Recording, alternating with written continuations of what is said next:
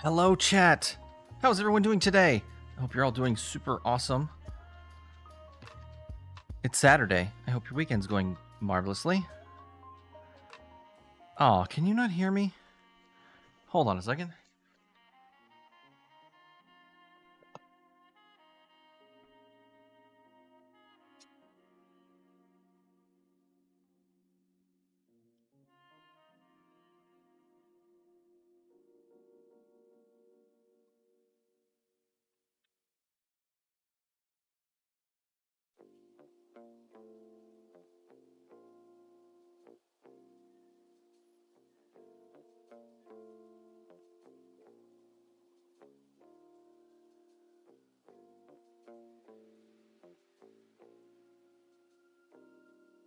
There we go.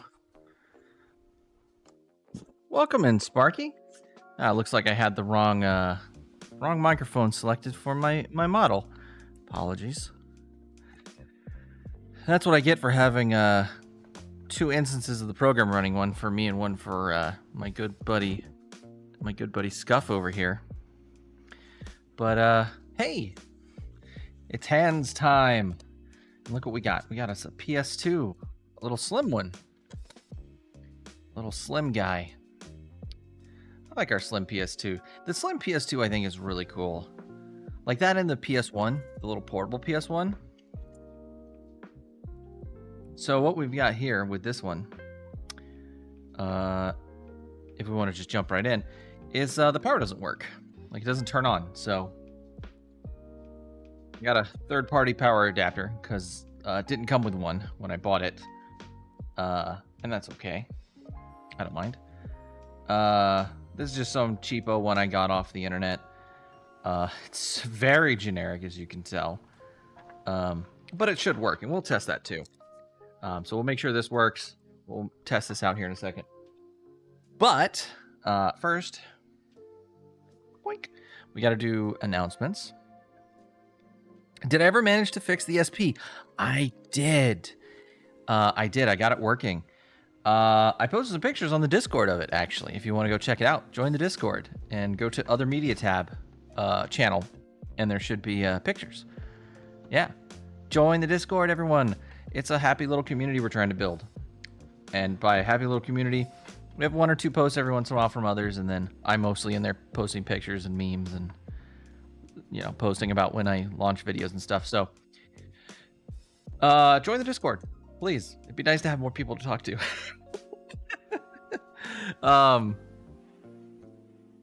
Tuesday, we're doing more Stardew Valley.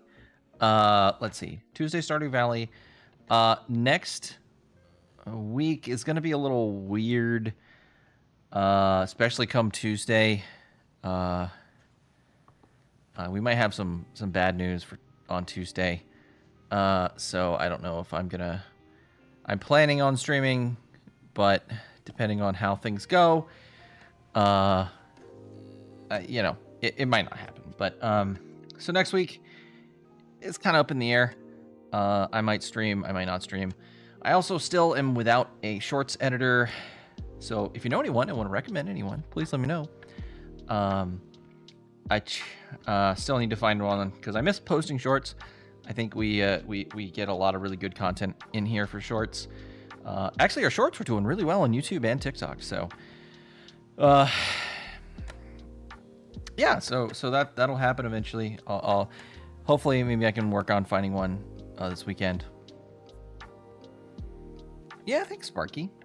I'll let y'all know the details eventually. Right now, there aren't details to share. It's just a general bad news, and I don't want to share bad news without details and information. Leave people wondering.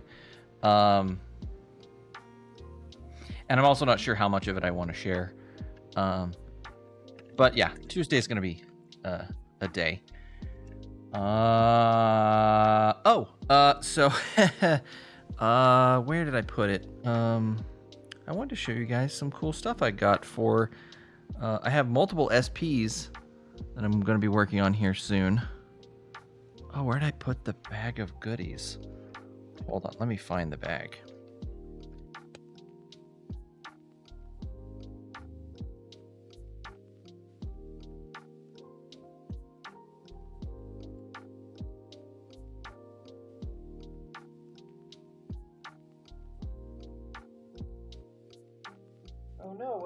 bag.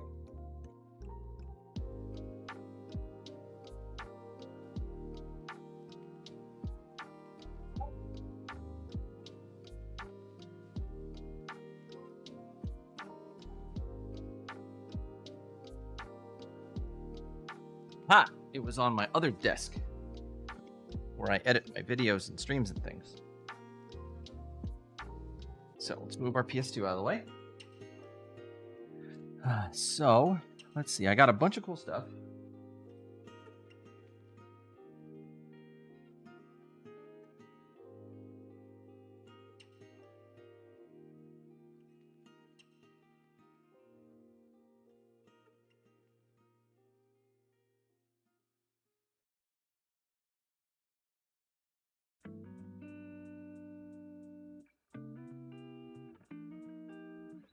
So check out this nice little haul of things I have.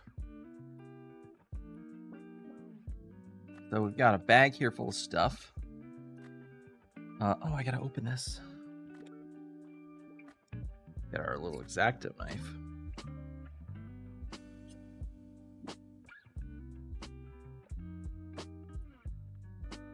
Let's see. So I got another case. It came with white buttons. So if you ever wonder why I've just got a ton of these like little black and orange screwdrivers, if they're just like laying around my desk, I usually chew them off. They're like rad roaches at this point. They're just everywhere. It's because they always come every time I buy a kit or something for a Game Boy, a mod of any kind. They usually send a pack of these screwdrivers with these screws. So I just got a bunch of these extra screws and screwdrivers. It's nice, but I don't know, it seems wasteful because I don't need 7 copies of the exact same size screwdrivers. But you know. But this comes with all the buttons and latches and things, which is nice. But check this case out. So this is for a secret project I'm working on, and I'm not going to give you guys the details on yet. I know I'm not full of very many details today. Oh, look at this. Isn't this a cool case? Like this kind of off-white pink, kind of. I don't know how you would describe it, but yeah, I think it's cool. So this case is going to be used for a project coming up because now I have 2 mostly functioning motherboards. One we're going to be using in this SP, the clear SP. You can see the motherboard's in there already. And then another one we'll be doing later on. The motherboard I got off eBay when I thought I didn't have any working motherboards. This one will be going into this case. And that's what I got a lot of these accessories for, is to help finish that off, but also to do this one. So let me put this back so that it stays nice and unscratched until we get it out in the wild. Oh, I went and played a game. I went and played Tetris in person with another VTuber. I actually met a VTuber in real life. It was really fun. We played Game Boy together.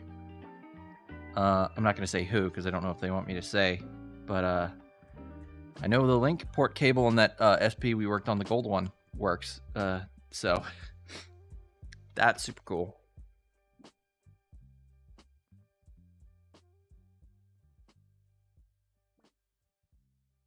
Yeah, I know I told a bunch of VTubers I wouldn't meet them in real life. Well, I guess I gotta start meeting people in real life. Oh, we got little pads. Always good to have extras. So, this piece of craziness here. This is the ribbon cable for a screen mod. This is the other ribbon cable for the screen mod. This is for the on-screen display. I know it's kind of hard to see in this film. Who sent me these? These are clean screens by Retro6. Yeah, Retro6 makes good stuff. Not sponsored. I bought these with my own money. Caveat, I buy all my own stuff. No one sends me things for free. Yet. I would love for Retro6 to sponsor me and send me Game Boy stuff to mod and to put into Game Boys. I'd totally transform this into an all Game Boy channel. No, I wouldn't do that, but let's see. Oh yeah, here's let's see, the clean amp, which, I gotta open it. Okay, well, we'll open it so I can show you. I'll open one of them. But I think you've seen this one before on the gold one.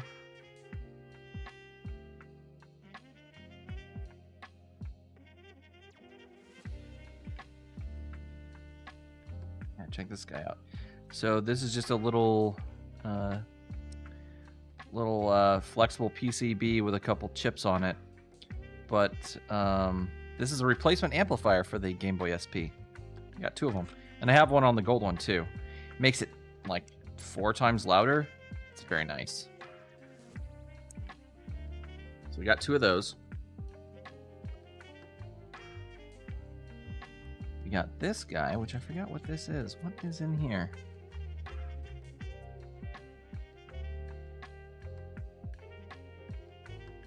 Oh, this is the motherboard for the screen mod, I think.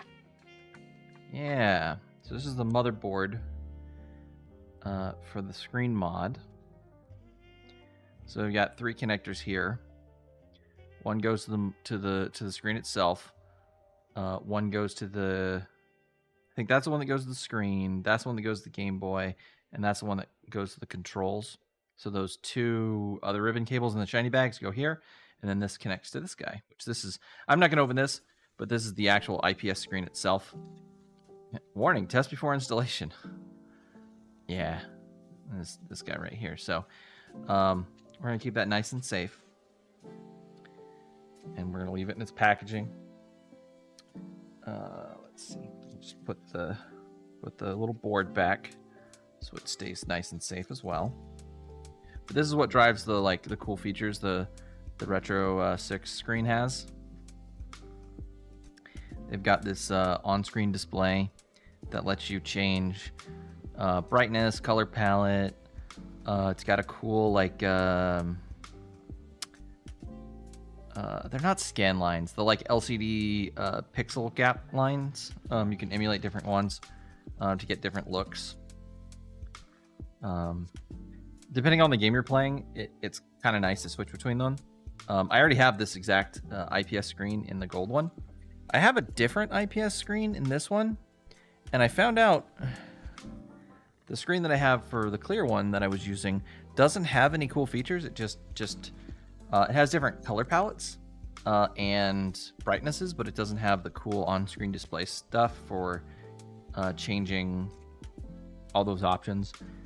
And it doesn't have like a battery level monitor and stuff like that. I think this one does. It might. I can't say that for sure. I know I have one of these from them for a regular DMG, and I think it does that, but I may end up ordering another one of these and putting it into the clear one when we go back to working on it.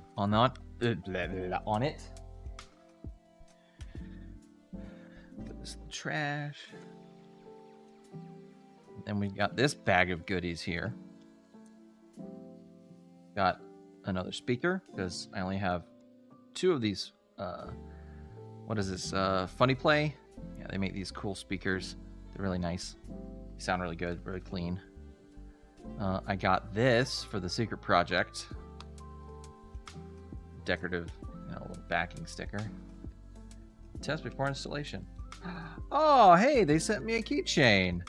This is where I buy most of my hashtag not sponsored. Again, if Handheld Legends wanted to send me stuff, I would totally do it. I would take that sponsorship in a heartbeat. But that's cool. They gave me a keychain. I know exactly where I'm going to put this too.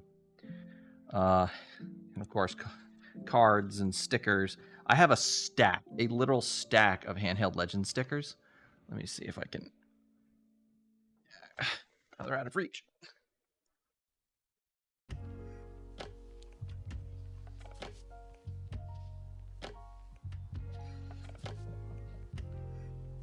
Like, this is just some of them. There's like a whole stack. And I put a bunch of them on like water bottles. I have a couple of them on like my soldering equipment.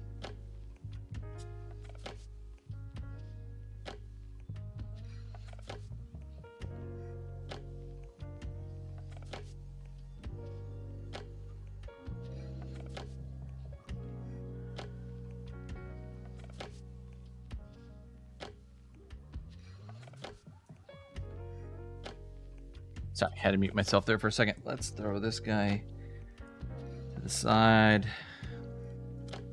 Put that over here so I can get to it later. And let's see. So this mod right here, got 2 of them. I have one of these in the gold as well. These are power ones. They do power smoothing. You can see it's just basically a giant bank of capacitors. Oh, let me get it closer to the camera.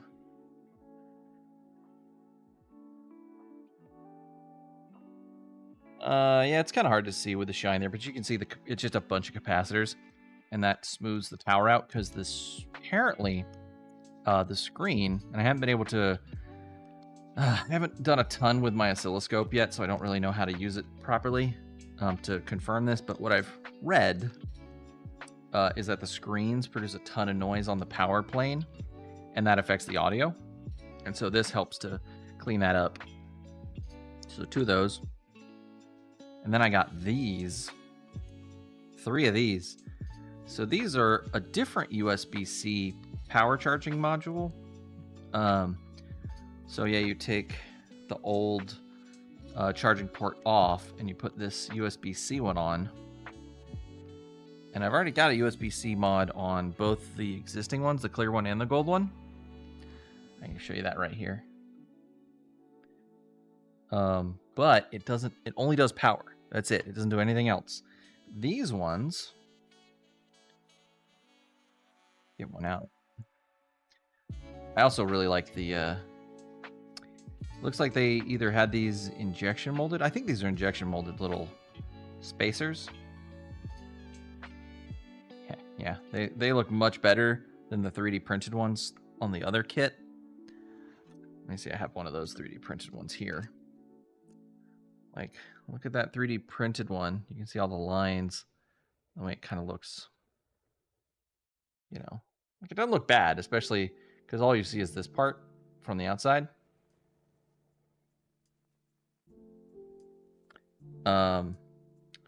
But I mean, look at this. Like, this just looks so much more professional.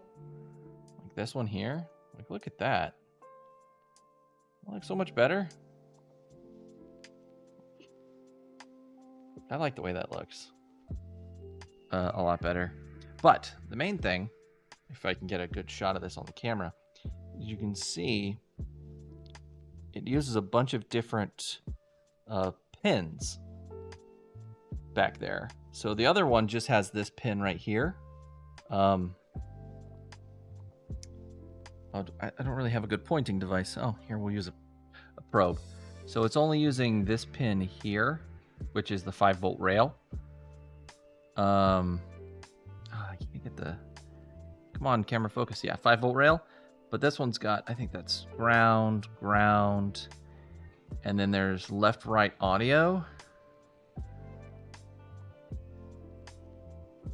I don't remember what this one is. Maybe that's I think that one sends a signal to the amp that headphones are plugged in, I think. So I think it's ground signal, power, left, right audio, and ground. So this one you can plug in USB headphones to, which I think is pretty sweet. I don't know if it works with Bluetooth, though. I need to get a couple Bluetooth modules and try them. Because some of them, if they're pulling power from the port, that's not going to work. Because I don't think this can provide power out. I think you need a voltage regulator either on this or in the Game Boy that can handle that. I did definitely... the Game Boy SP definitely predates that kind of stuff. But I got 3 of these. One all in the same kind of clear purple, because I don't know, I just like the clear purple. And I'm going to put those all on. I'm going to swap on one to the gold one, swap one on to the to the clear one, and then I'll do one for the secret project one when the time comes. Let's put all this stuff away, and we'll get started on the PlayStation. If you can't tell, I'm like super excited about these mods. I think it's going to be a lot of fun to do. I really like modding Game Boys. It's really fun. I have a couple secret projects in the works that involve Game Boys. I really need to branch out from Game Boy Advance SPs and DMGs and start modding other kinds of Game Boys. I don't know, I just really like the DMG and the SP, like the way they're, the form factor and the way they look. I also appreciate the how tiny the SP is. Something to be said about being like so small. It still makes it, because the DMG is a big hunker of a boy. He's a chonker. I love my DMG. It's a very pretty DMG, but it is not the most convenient thing to travel with. Whereas the SP is like very tiny. It fits in your pocket a lot easier. And it's color, and so it can play all the DMG games, all the Game Boy Color games, and it can play Game Boy Advance games. So it's just kind of a better system overall.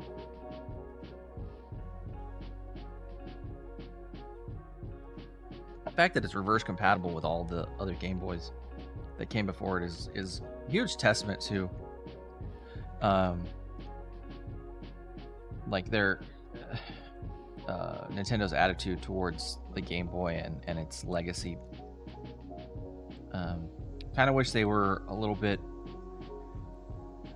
better about that kind of stuff for their other systems. I was actually very devastated to hear that they had taken the servers for Mario Maker 1 offline, and so all that content is just gone forever.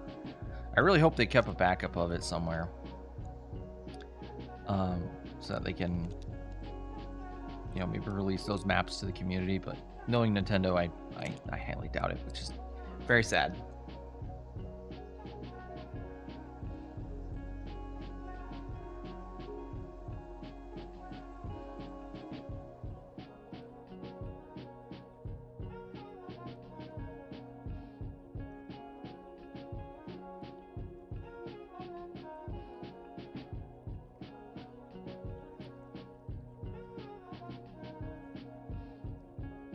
Putting this stuff away. Sorry for the little delay. All right, let's plug this charger in and see if it, not charger, this power cord, we'll put it on the multimeter and see if it does anything. Since it's brand new, I suspect it will, but you know, it's some rando brand off of Amazon, and I've had bad experiences with those before. I've had mostly good, but, you know, a couple bad. I think I've got 2 bad generics.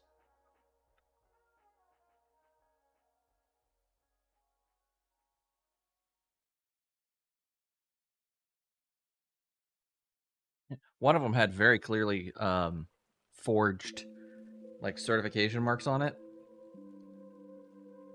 You know, like these markings here. This one looks legit, but I don't know. It's a special kind of lazy bootleg where they don't even get these logos right. Like they're pixelated and like not the right shape, or the font's wrong.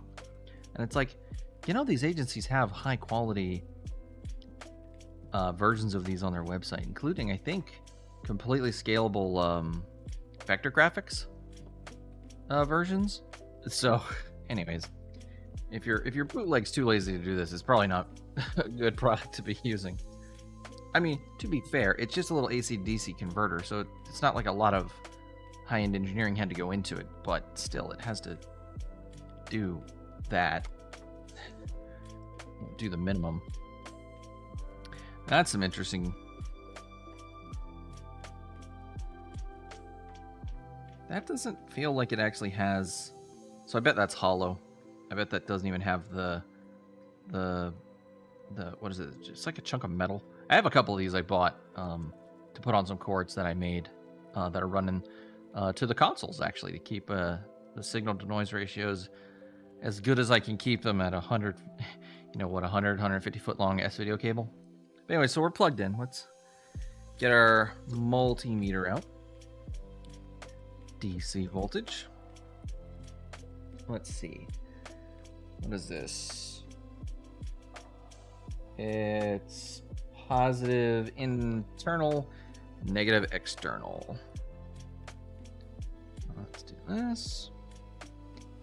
And let's make sure you guys can see the multimeter. Let's get the inside. 9.34 volts. That's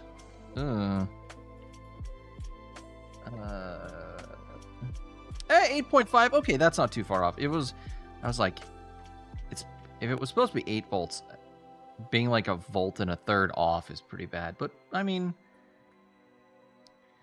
being what, 9.34 versus 8.5, that's not too bad. Because when it gets under load, the voltage is probably going to drop. So that's good. That's fine. I've seen worse. Ow. By the way, I need to put different probes on this. I keep these tiny thin probes on it because I'm always like working with very, very tiny little pins, but they're just so sharp. They're like sewing needles. All right, so we know this is good. This is putting out the voltage we want. Look at our PS2 Slim. Plug it in. And I can already tell, like, this port has a ton of wiggle and play in it. So I think what we're going to find is that it's just the solder joints here busted. Because, I mean, yeah, that's not very tight. I mean, there's always going to be some play in it. But, like, that feels like a lot. Let's see.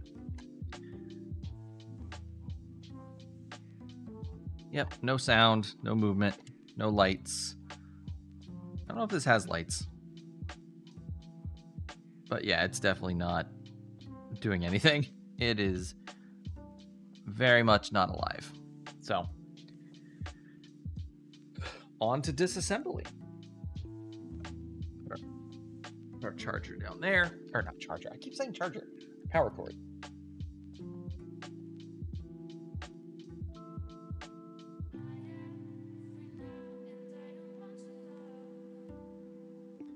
Ourselves some tools. Let's see, what kind of... Alright, well, we're missing 1 foot. We're gonna have to replace that. So we need to take the... Probably here, here, here, and here. These look fake. I don't know what those are. I've actually never worked on a PS2 Slim before, so this is gonna be fun. I've worked on the big ones. But never this guy. Let's get a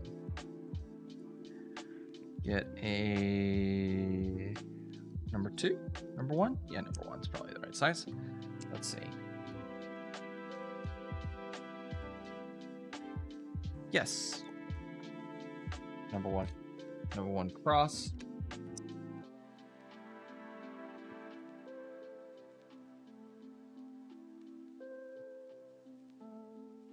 Let's get these other 3 feet off. Just use some pliers here. Oh, that's... Ew, that's pretty gross. Yeah, look at all that dirt. Yeah, this is gonna be a dirty one. I may have to, off stream, take this one out back and clean it.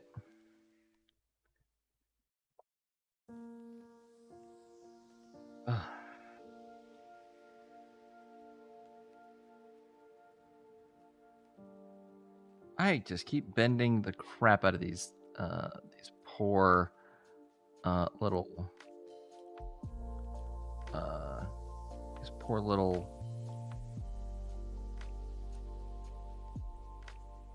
brain. Where'd you go today? I need you. We're live. Clipper snippy things.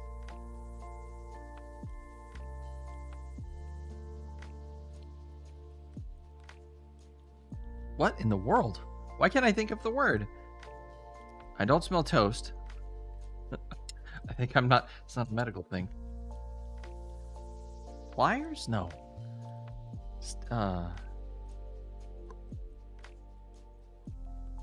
Oh, well. I'll think of it later.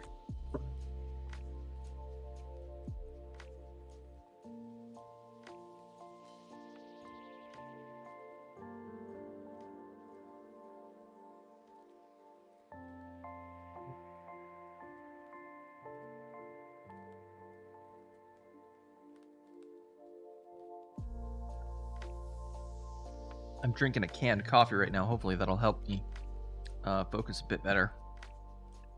Let's try this.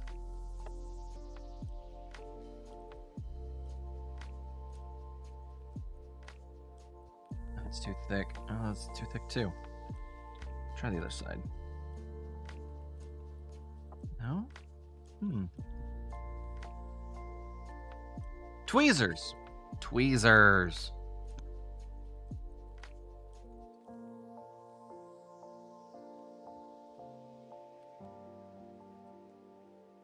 Try a thinner one. Nope.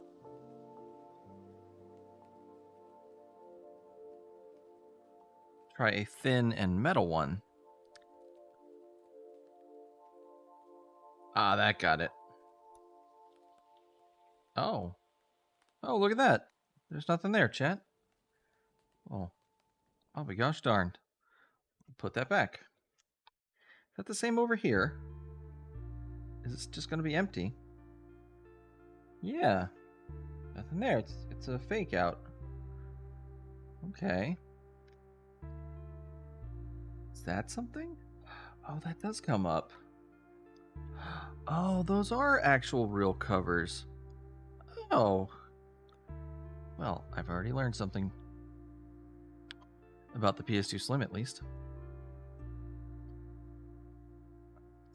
Get these out of here. Nice. All right.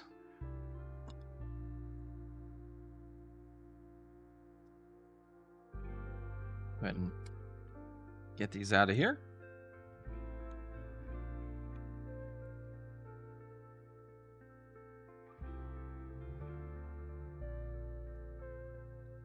That's 3.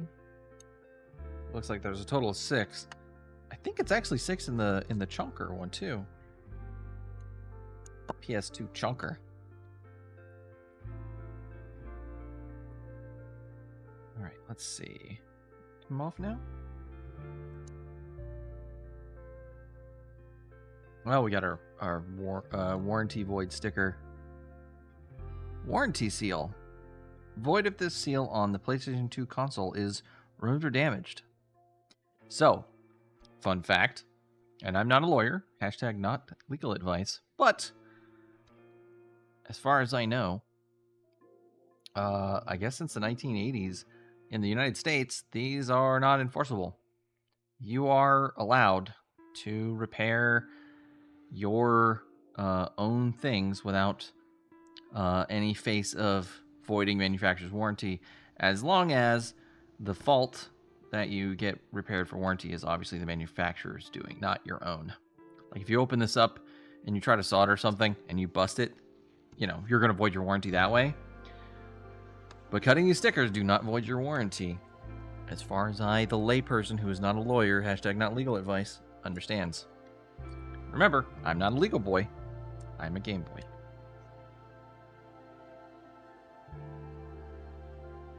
I'm not a science boy. Not a legal boy. I'm not a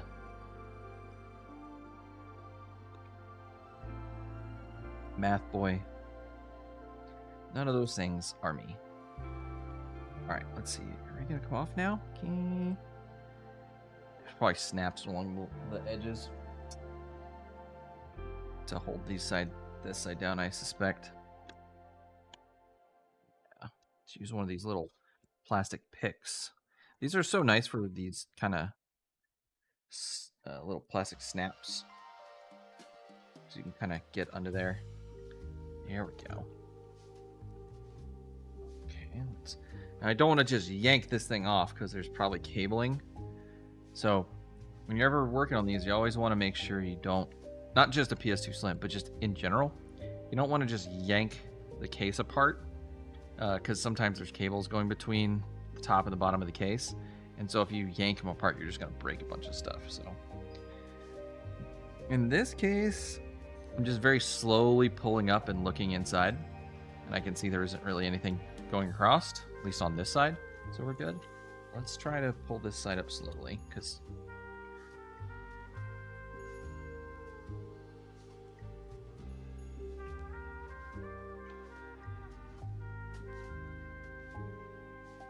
snaps. Right. Okay. Oh yeah, that's a dirty boy. All right, look at that. Chat, got it apart. We can already see it's just coated in dust. That battery's probably very dead. Go ahead and get this out of here. Now that's kind of cool. They shrink wrapped it, so even if the battery exploded, it would minimize the amount of damage. Oh, there is a chip right underneath it. But yeah, let's get this out of here. Let's see. Do you have any kind of snaps or levers? Doesn't look like it. Need to get a good grip on you. Yeah, don't pull too hard on the actual cables yourself, because these little pins might be in there. Not as well as the connector they're plugged into is. So you might end up just yanking the cables free of the connector.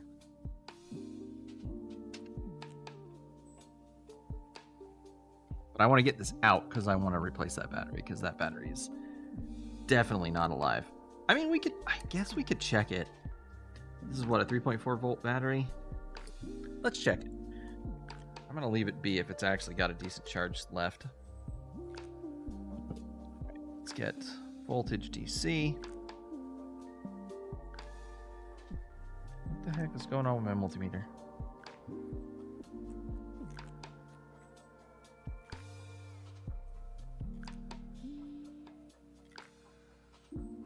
Okay, that's weird.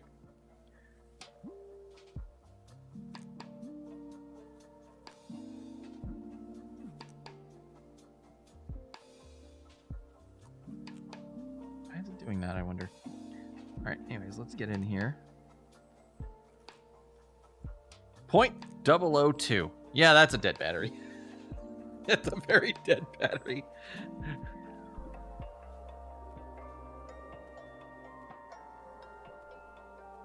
How do I get this guy out of here? It's like really in there. It might glued in place. Let's try this. Try to get it out this way. Little leverage action.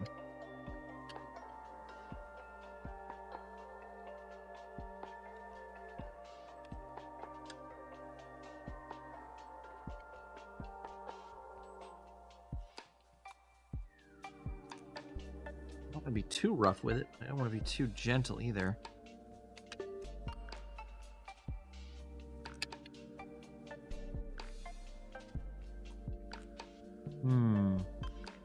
Oh, I think I see. There's like a little clip. Right there.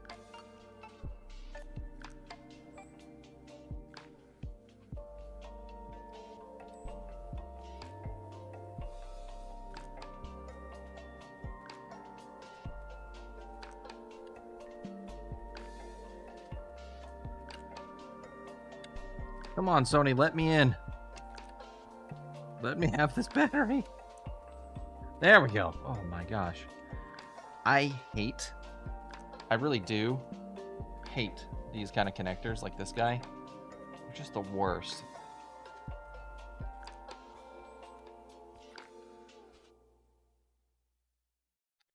So let's open this up. It's a CR 2032. Let me see. Should have CR 2032s here. So keep a stash of them. Those are just, they're basically in everything.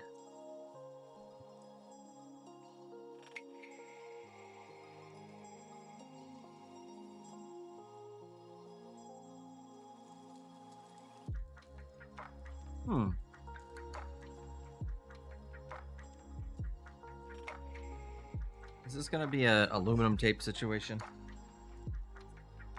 I hope not. I got some aspirin in case I get a headache. Actually, so the aspirin, and I have no idea what the I use this to strip enamel off of wires, but definitely don't do that at home. Actually, I might stop doing it because It puts off a lot of fumes, and even though I do have the fume extractor over there, I still don't trust that it's getting all the fumes out, and it could be harmful, so...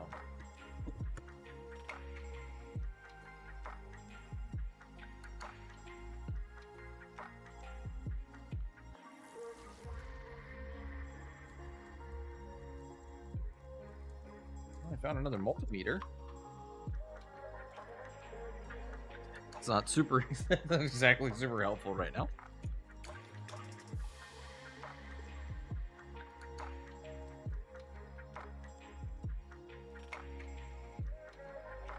Yeah, Chad, I think I don't have any of these batteries.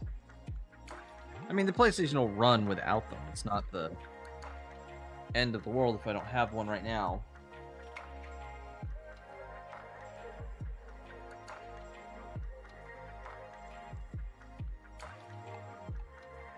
Found a big bag of switches. Oh well.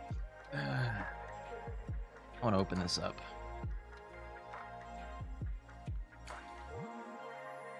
I like how this is the perfect color for not showing up on camera.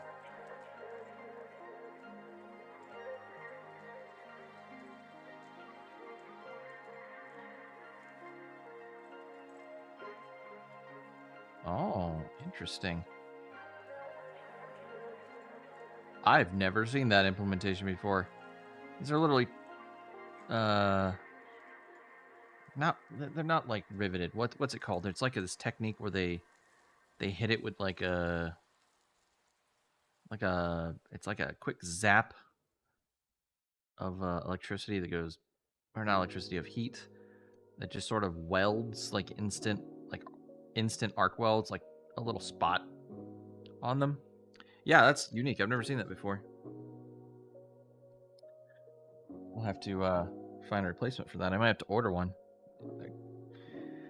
Let's see. Well, besides being super dirty, I don't see any like anything jumping out at me that screams I am exploded. Let's keep going. And yeah, look how dirty that is. Ugh. Whoever had this before. And I've noticed this. People who don't take very good care of their consoles, they're usually the main reason that I have consoles to repair. So if you get a console and it's very clean, it's probably been very well taken care of, and the problem's probably very bad. Because it probably means some internal failure, like a chip or something like that. Actually, I got the burn-in test kit for testing Super Nintendos today. Earlier today, I was doing some testing, and the Super Nintendo I got when I bought this, that ended up, they thought it was full of bugs, but otherwise worked. Turned out had no bugs and was immaculate on the inside.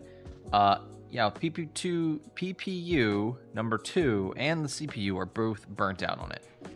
So womp womp. It's completely unrepairable unless I get replacement chips. Alright, let's see. How do we get the bottom case off?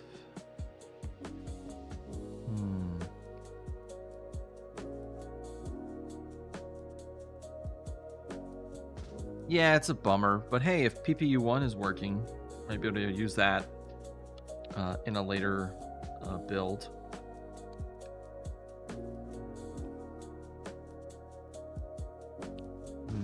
Alright, that's pretty much loose.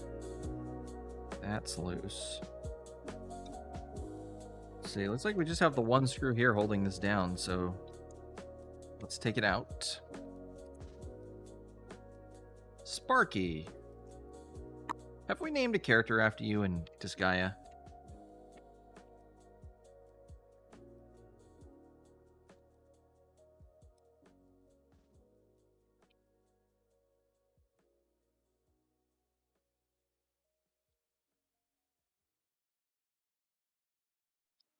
Would you like to be a Ronin?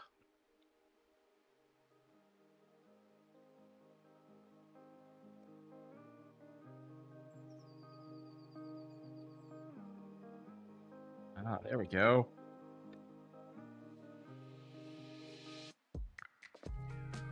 Oh, look at where the, look at this. Look at where the board was. Like, you can see a border of where the board was versus, like, just look how gross that is. Like, you can see the dust, like, border from where the board was versus where it wasn't. Ew. Yeah, I'm definitely not going to fully reassemble this until I clean it. All right, let's look at the bottom. Oh yeah, I can already see the problem. Let me see if I can get the... I had some bad luck with the microscope last time I tried to use it. I think I already had to replace the USB-C, not USB-C, the USB micro port on this thing once already. And I think it went bad again. So I might just replace the microscope. I've been looking for one that can do output both to a screen, so I could like have a screen here to look at, and also have an output to this computer for you guys to look at, so we can look at it together instead of one at a time like we're doing right now.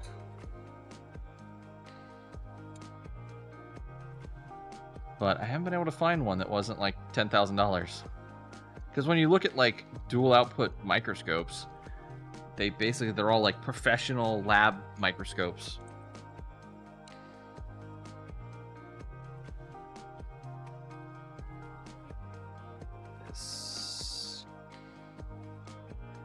All right, let's see if I can. Boop.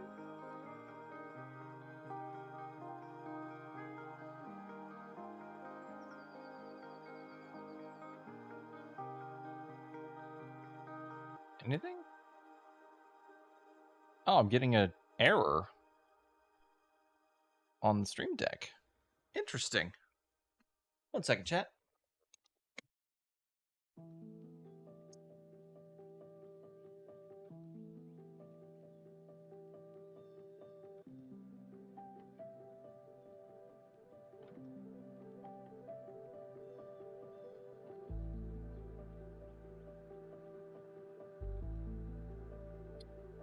So, chat, we've got a big problem. There's a message on my screen that tells me that there's been an error with Streamlabs desktop, and it's going to keep recording and streaming in the background. But when I'm ready, click yes, and it'll reboot the program. I'm not going to do that.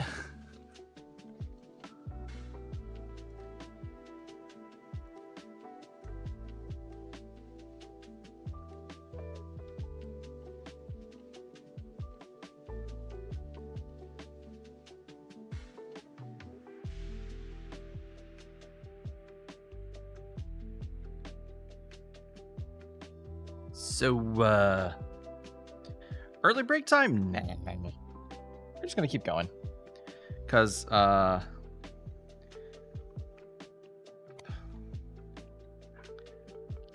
can't stop, won't stop. No. Hang that cable over there. All right, so what we're gonna do is I'm gonna look at it through the microscope. And once I get it where I want it, I will show you guys what I see. Hopefully you'll be able to see.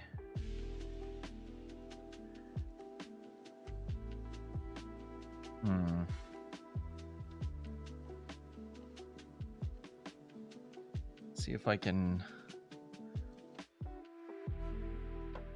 get this somewhere you guys will be able to see it.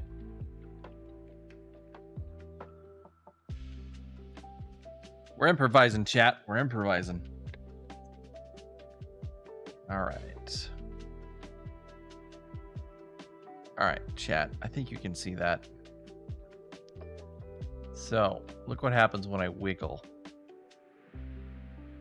Are you able to see the solder joint is moving inside there?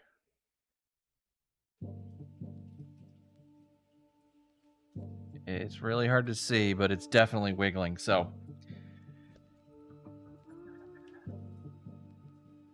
Probably that's our problem.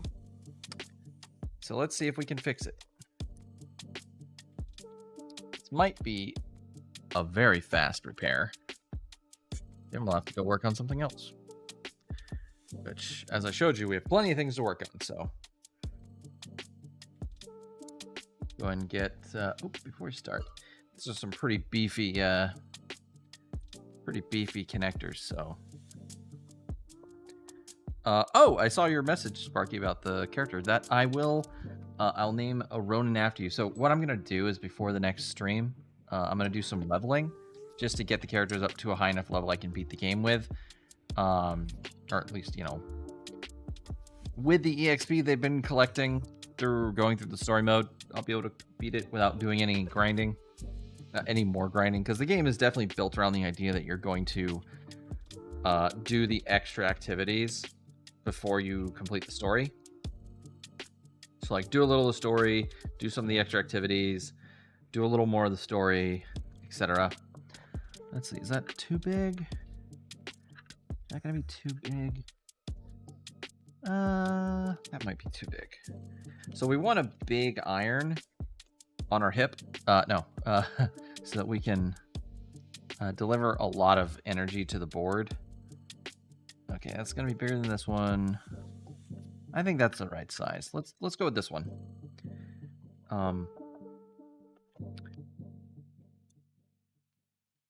Let's see, this heat shield might cause us some problems, but I don't know if I want to remove it. Like, I don't want to take all these screws out and remove this.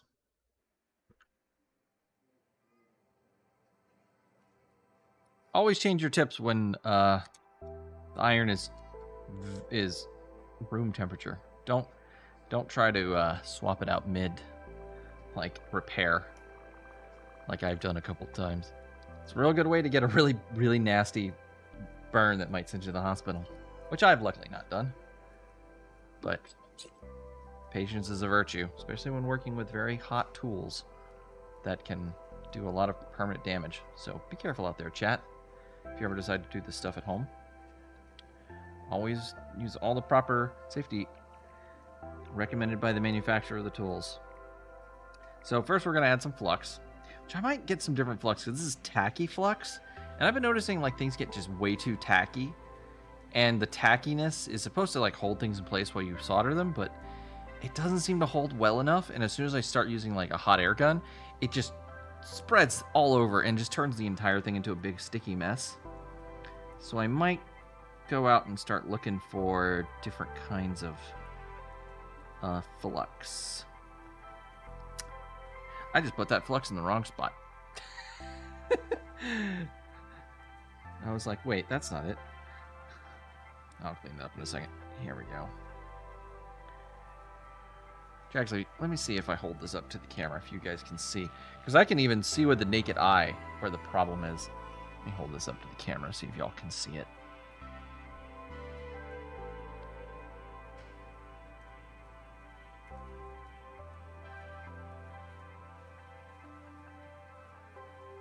See if I can get the camera to focus.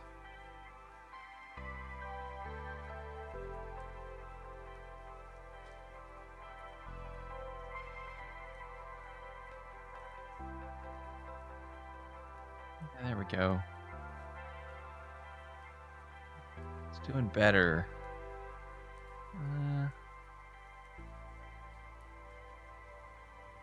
Well.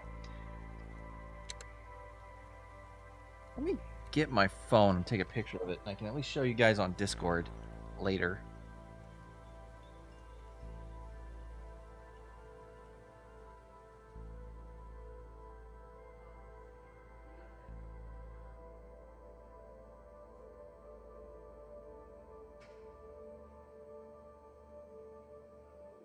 Actually, I'll post this to Discord right now.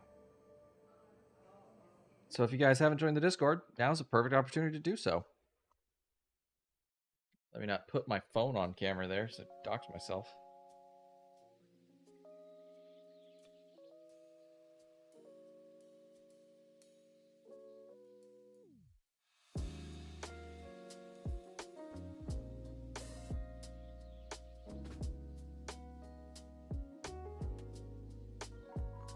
There we go, chat.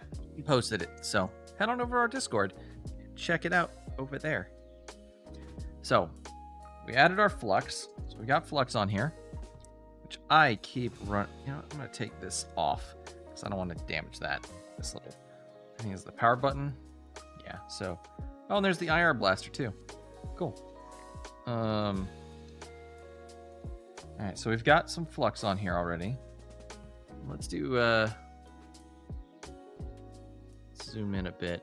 You guys can get a better look what I'm doing. Oh, no, zooming out.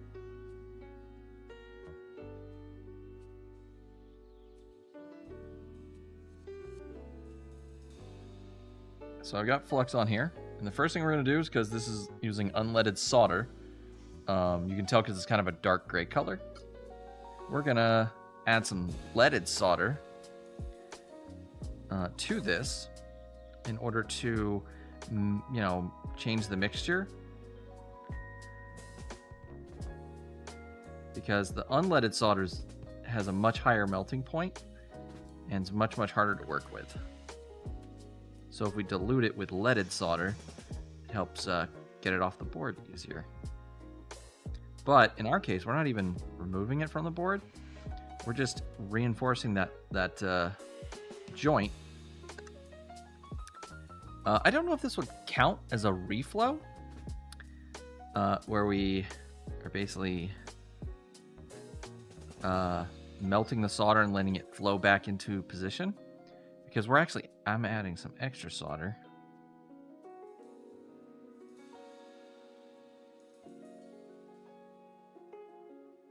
And that unleaded solder is really difficult to heat up. It's also probably got some oxidation on it. Coming to think of it, I probably should have cleaned it up first. But I don't have any fiberglass pens. It's a little hard to do.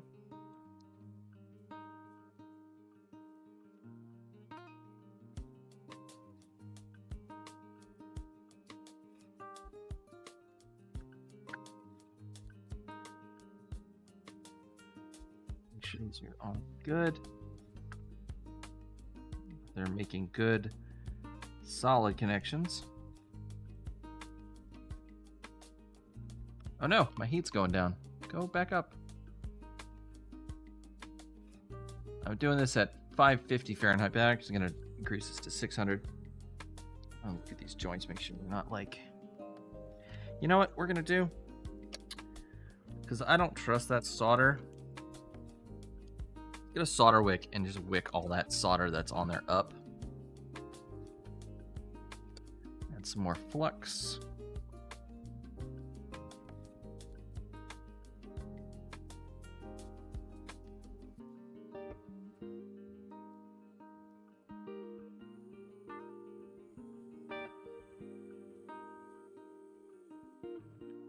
I've upped the heat to 600. Let's get in there. Uh-oh. I should have used that bigger tip, I think. So I'm really having to like hold it sideways to get it to melt. A lot of solder on there. My bad, I'm the one who put it on there.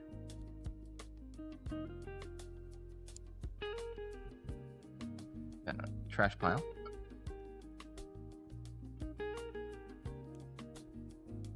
Back at it.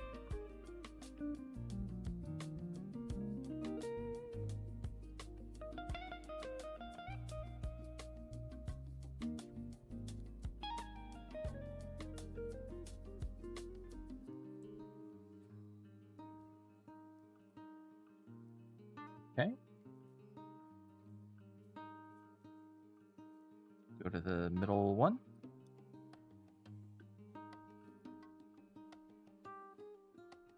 Uh-oh. A little stuck there. Yeah, the middle one actually is doing much better, flowing really well. Okay. And I'll do this one. The outside one was the one that was giving me the most trouble.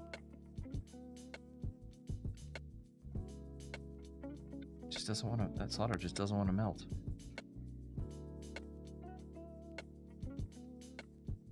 There we go.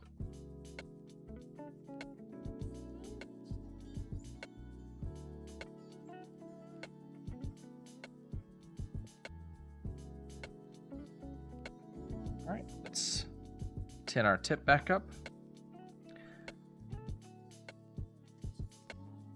Oh, I know what I can do after we finish this. I can show you guys the Pokemon pinball I repaired. Yes, off stream I repaired another game. I actually just opened it up to, well, I'll tell you all about that when we get to it. All right, tinned our tip up. Let me just visually inspect this myself.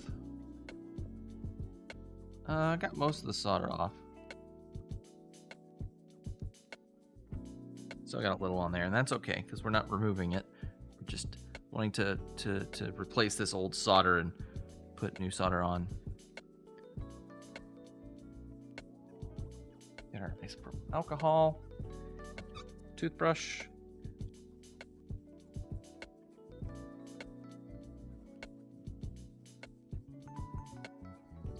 Go on there.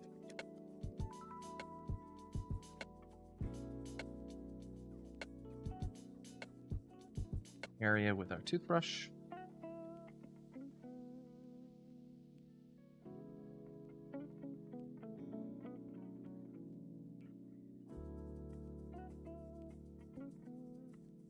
It's all right.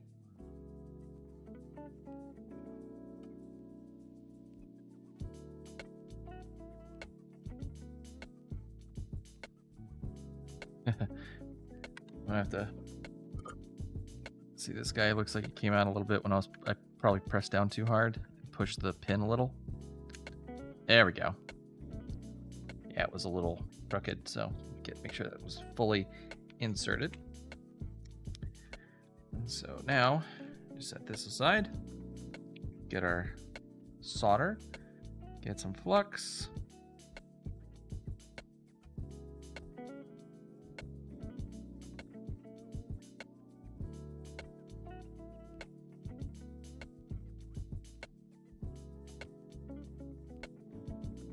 All right. And we'll just apply heat and solder. Oh yeah. Now that old oxidized leaded solder's gone, this is going much better. This outside one's still a little bit tough. There we go. This one. Remember, we want to make sure we heat the pad and the pin. Add plenty of solder. All right. Looks good. Tin our tip again.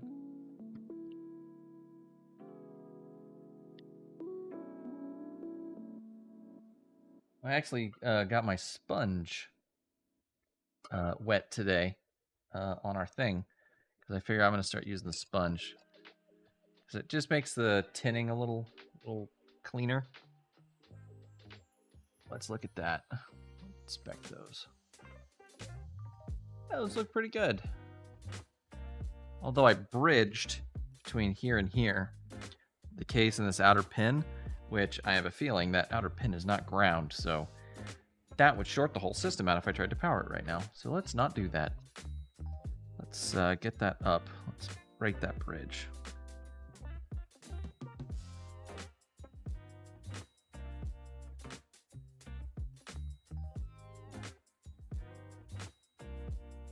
Come on.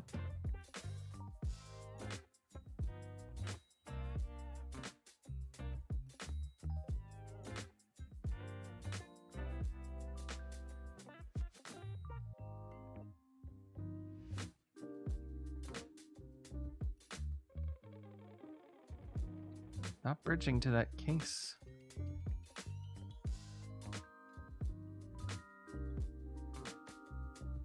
There we go.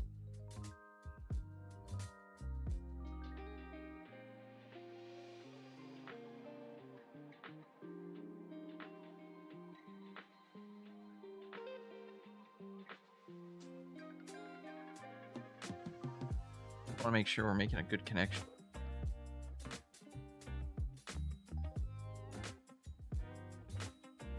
I bet that's what happened. This is a heat. This is a RF shield, I think. And it's grounded, but I think it was wicking the heat away because I think I was touching this while I was doing my work. Rookie mistake. Let's try adding a little more solder.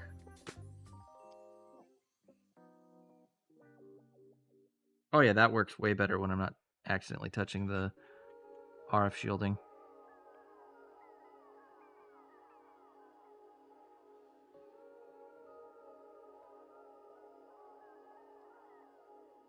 Let's add a little more.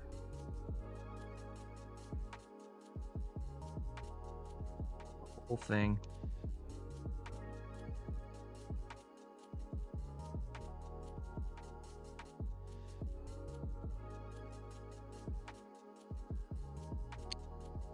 Still not quite.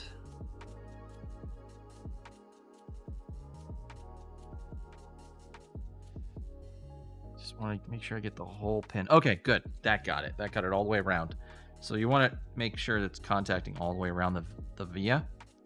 That it's not like only half. Like, so basically the solder was only on this side of the pin. I want to make sure it was all the way around.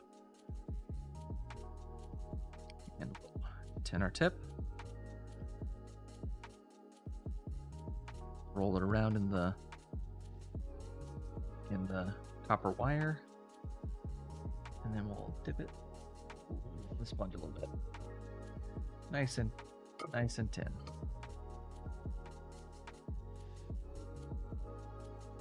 Yeah.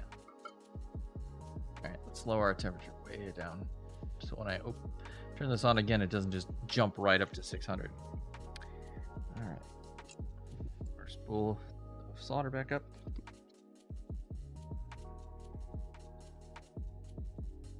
Get this out of the way.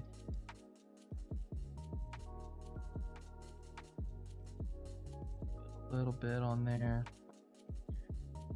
with our brushy brush.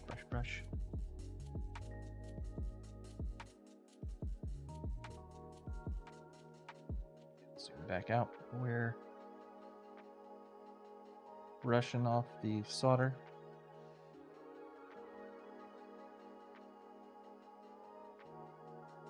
Come on. Zoom out.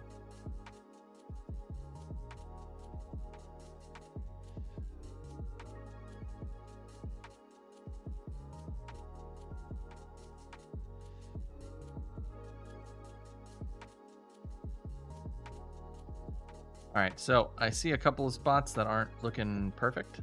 So I'm just gonna go back in and touch those up a little bit.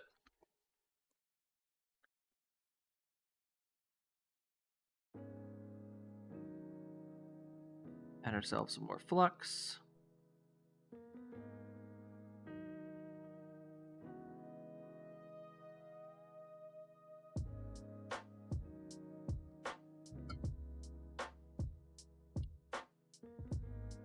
A little solder on the tip.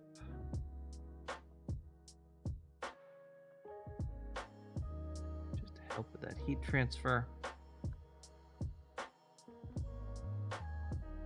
500 is just not doing it. That board's got a lot of heat capacity. Let's let our soldering iron heat up a bit.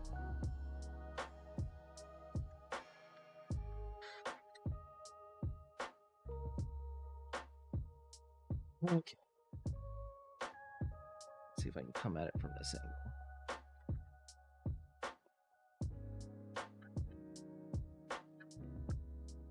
I want to make sure, like I said, to get it all the way around.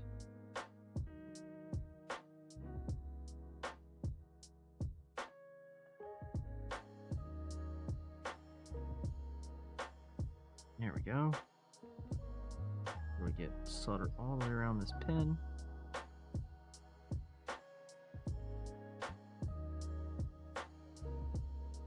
Let's take a look at that. Now I need to add more.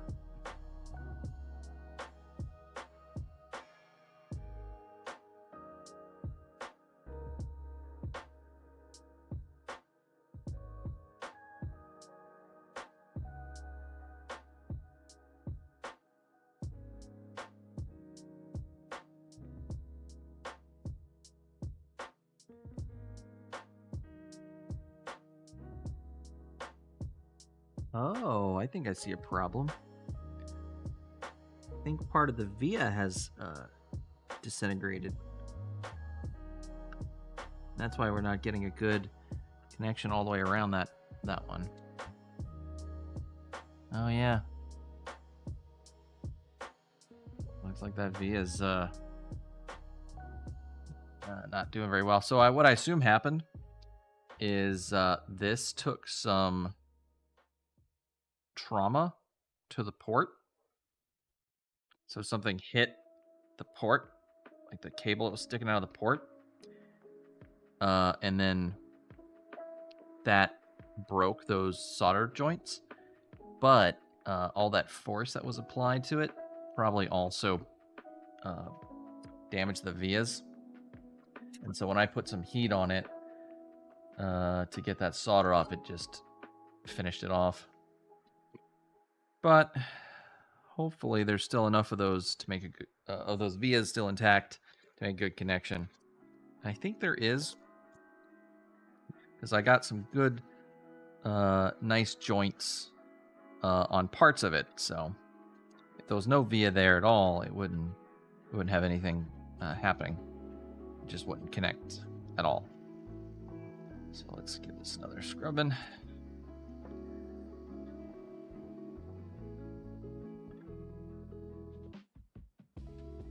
Yeah, so on this one, you can see that right on this side of the, there's just, I can see brown. So I think the V has just completely come off there. And then right there on this pin, the same thing.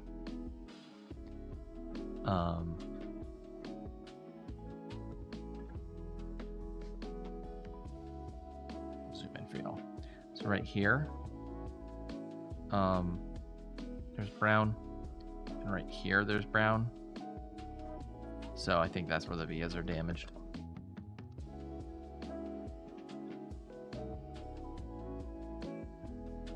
But hopefully that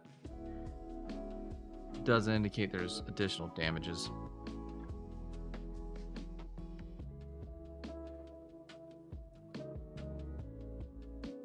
Alright, let's put that away. Let's turn our soldering iron off. Put our other tools back. And let's give this thing a test.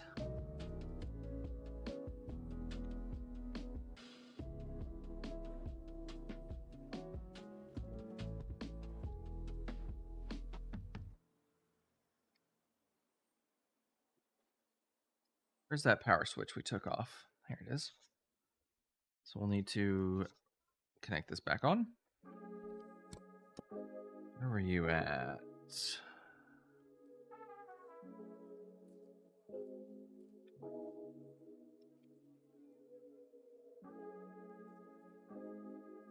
Here we are.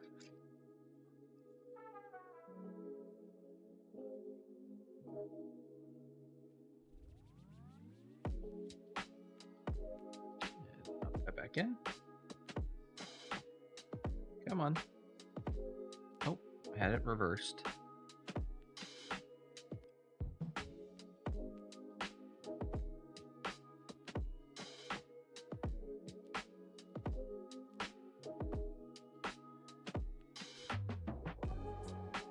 There we go. There we go. All right. Let's plug it in. Oh, look at that, chat. We instantly got a red light. Hey, now we got a green light. We did it, chat. Yeah. We're big shots, chat. We fixed a PS2 Slim, and that was a pretty easy fix.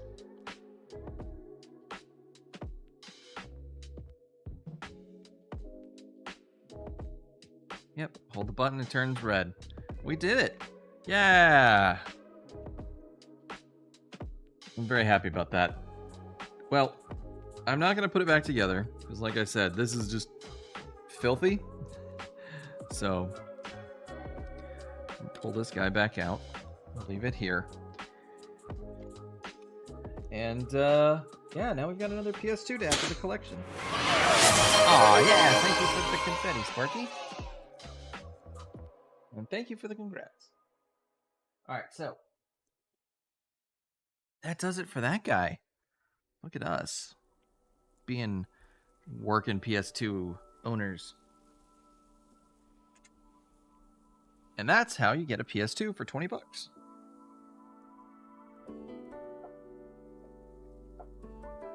Now, jokes would have been on me. I have another PS2 chonker that I bought for $20. I think it was like $25. And it turned out it's dead. Deader than a doornail. I think it has the main graphics processor. I think it's called the Emotion Engine. I think it's just dead. There's no fixing that. I did try. I saw online that there was a common problem where there's these resistors between the processor and the Emotion Engine.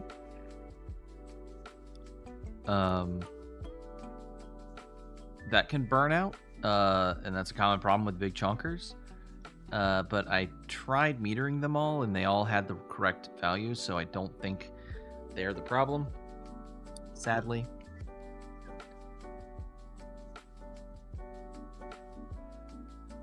So, what do we do now? Well, I say we work on the Game Boy.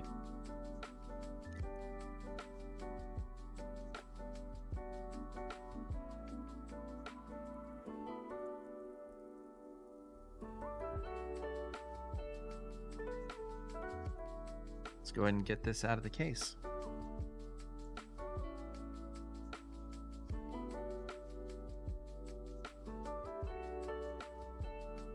Now the question is, do we use the nice screen that we have now, or do we use the other screen? I kind of want to use the nice screen that we have. Versus like, so this is the screen that I was using before, and this is the one I said doesn't have the cool features. So I think we're gonna leave that one be.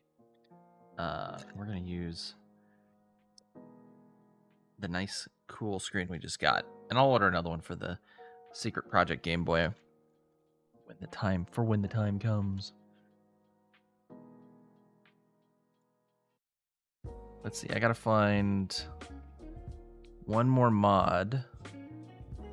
Oh, here's a bunch of the purple buttons and stuff. I need those.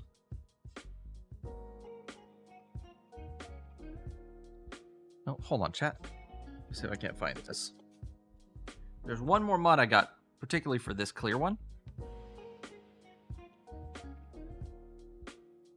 I just need to figure out where I put it. I need to get all my Game Boy stuff and put it in a box, because I've just got so much Game Boy stuff on my desk in just a big pile. It's kind of hard to keep track of what all is what. Where it came from, what it's going to be used for.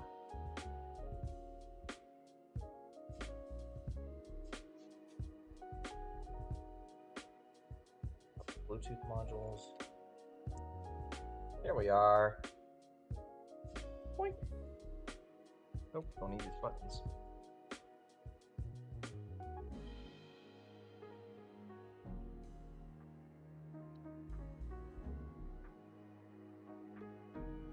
So chat, this here is an RGB board mod. I think I showed y'all this last time.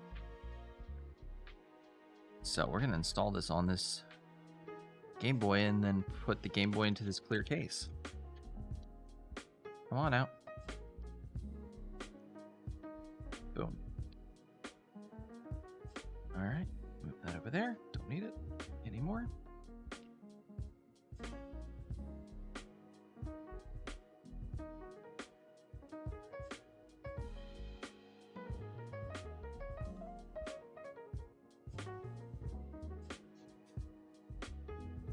Putting some tools away.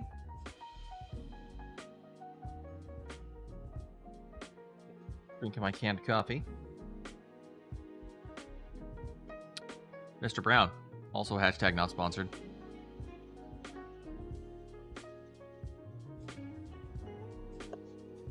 I don't think I would take sponsorship from Mr. Coffee. Mr. Brown.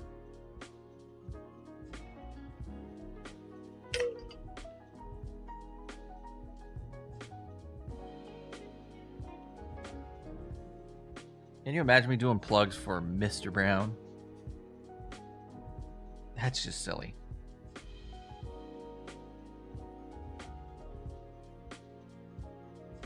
Alright, so we're going to do the RGB mod.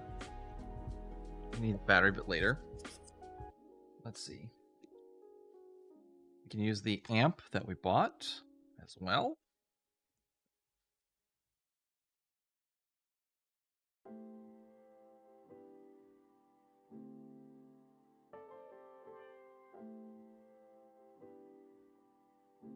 Screen stuff out. So we need this guy.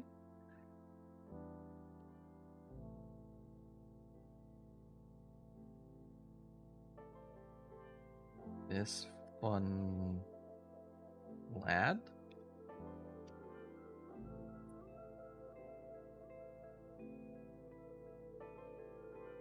Go ahead and use this speaker. One of these amp mods. Or, sorry, power mods. That out of the case.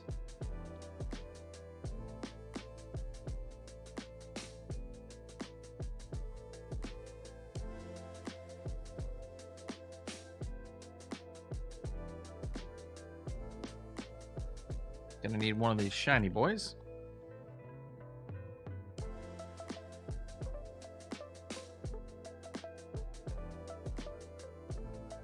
Oh, actually, we're gonna need both shiny boys.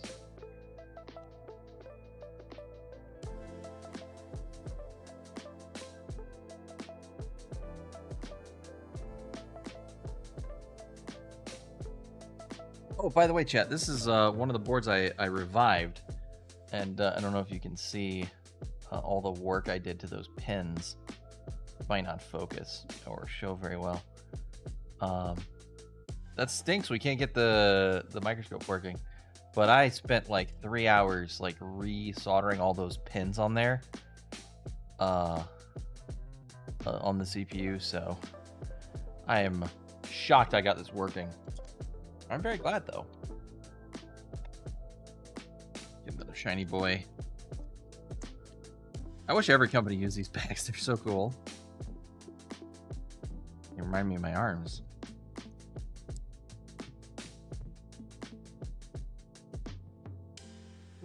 Super flexible.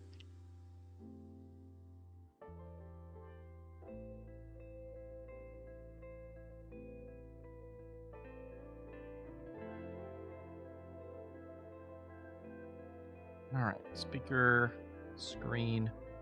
All right, so we want to work on the screen first. We got to make sure the screen works.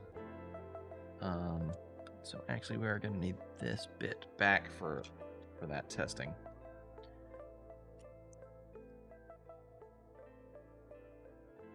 Oh, arc. I forgot. We also need. Where did I put them? The other mod.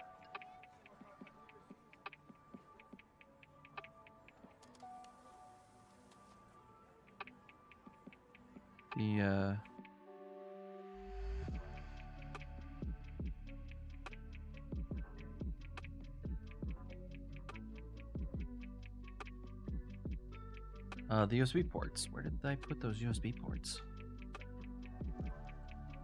USB-C mods. Where did I put them?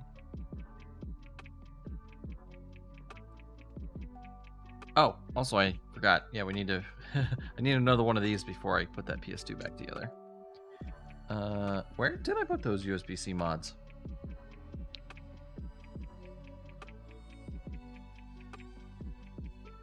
Guys, throw them on top of the pile. Oh, those are silver buttons.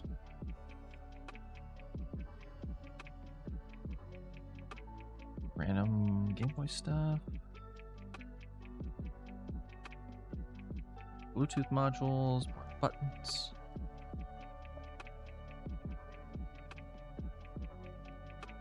Where did I put those USB-C charging mods?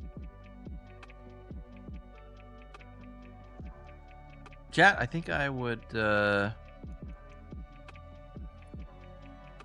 be completely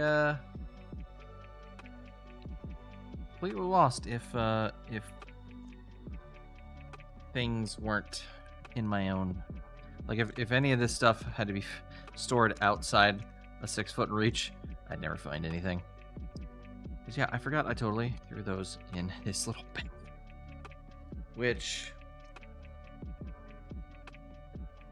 I literally reached into to get this guy. So we have this. Go ahead and get it out here.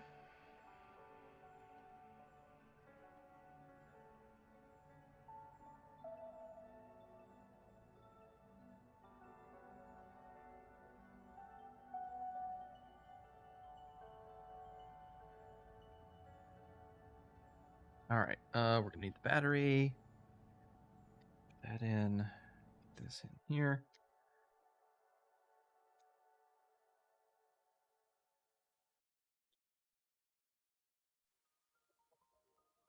One of those random screwdrivers I was just complaining about having too many of. That was just hanging out by my solder spool.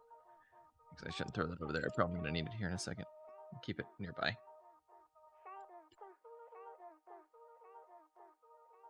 Okay, make sure you still turn on. I'll use this. Yeah, okay, cool. Green light. Boop. Which I almost want to change that out for a different color light. Because I got a bunch of surface mount LEDs. Maybe we do that. Which LED is which?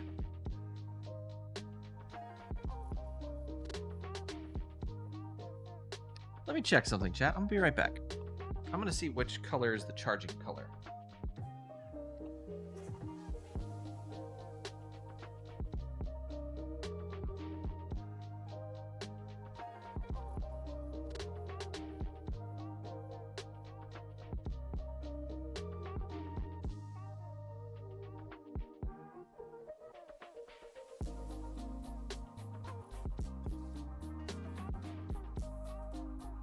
Alright, looks like we've got green for power, red for charging.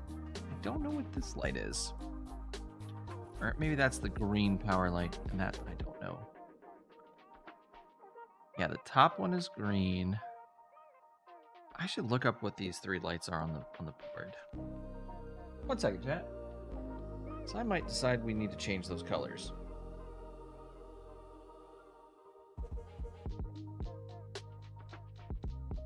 Let's see, Game Boy Advance SP.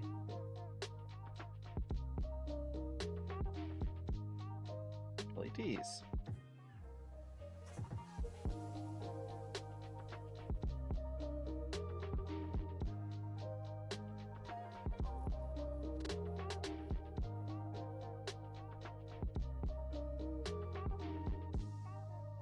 LED locations.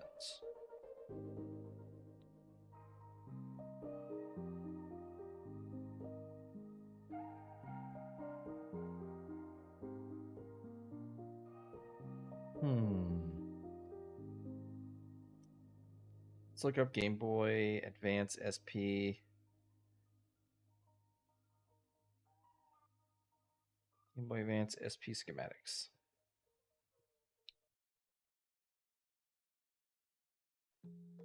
Actually, I might have the PDF already downloaded to my phone. Let me check.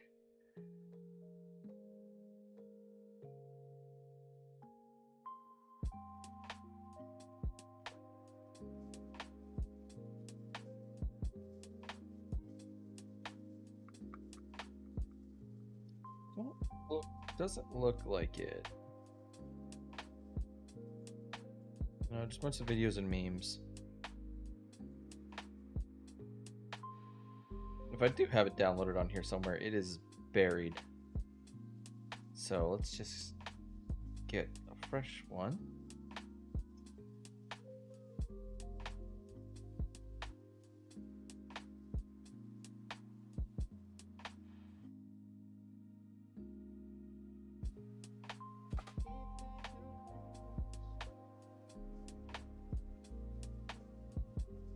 Let's see. Battery, fuse.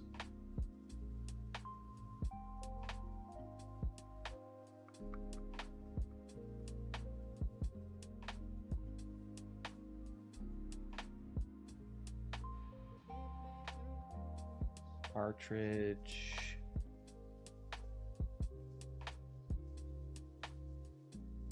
Extended.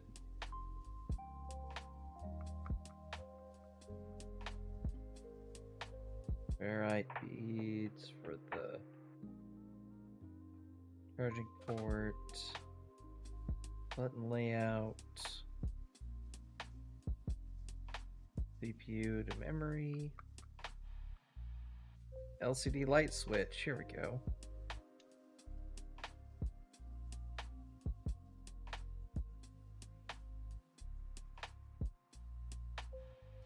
Oh no, that's the LCD light switch. Whoops. My bad. Charging LED, power LED, low battery LED. Oh, it doesn't tell me which one's which. Oh no, yes it does. Here we go. Okay, so according to this, we've got low power, which is a red. Oops. Oh.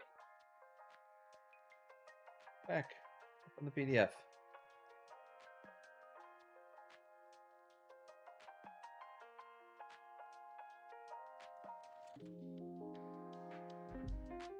Here we go. All right, so we've got.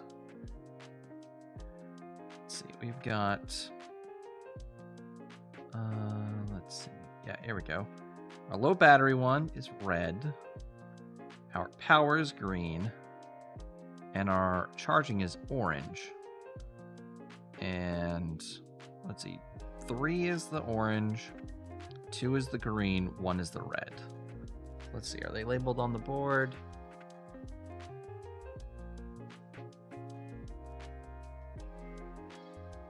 Okay. 1 is red. 2 is green. 3 is orange. Okay. And it looks, according to this, looks like that's, so we can see DL2 here, DL1 here, DL3 here. Oh, do I have a micro to C converter? No, I don't. Hold on, I'm gonna check something.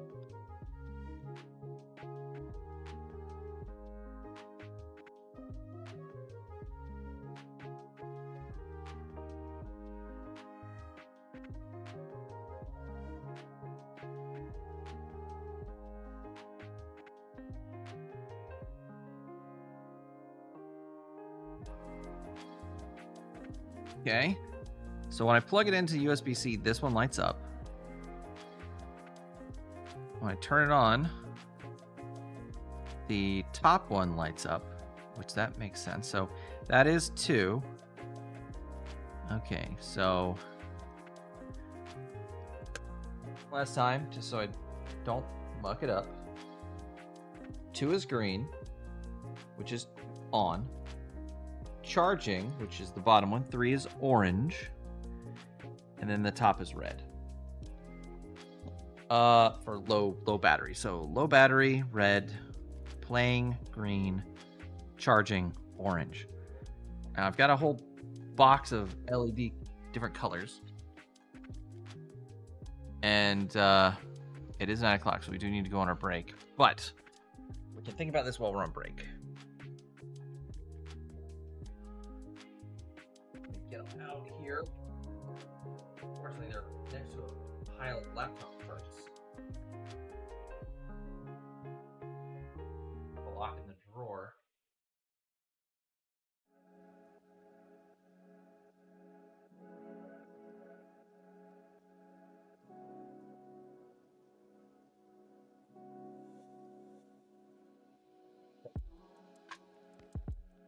Got a bunch of surface mount LEDs. Let's see. I've got white, green, yellow, blue and red.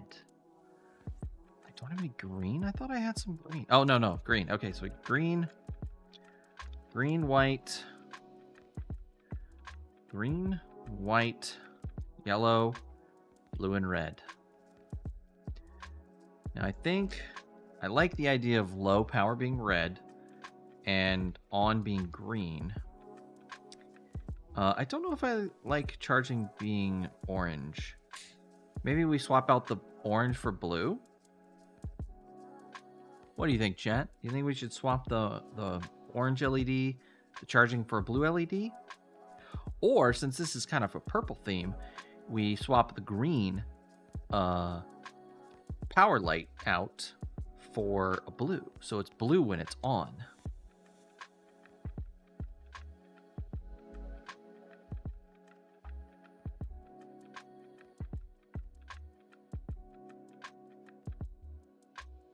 Blue? You vote blue for what? When it's on or when it's charging? Maybe do green for charging and blue for when it's on. Okay, blue when it's on, green charging, and then we leave red for low.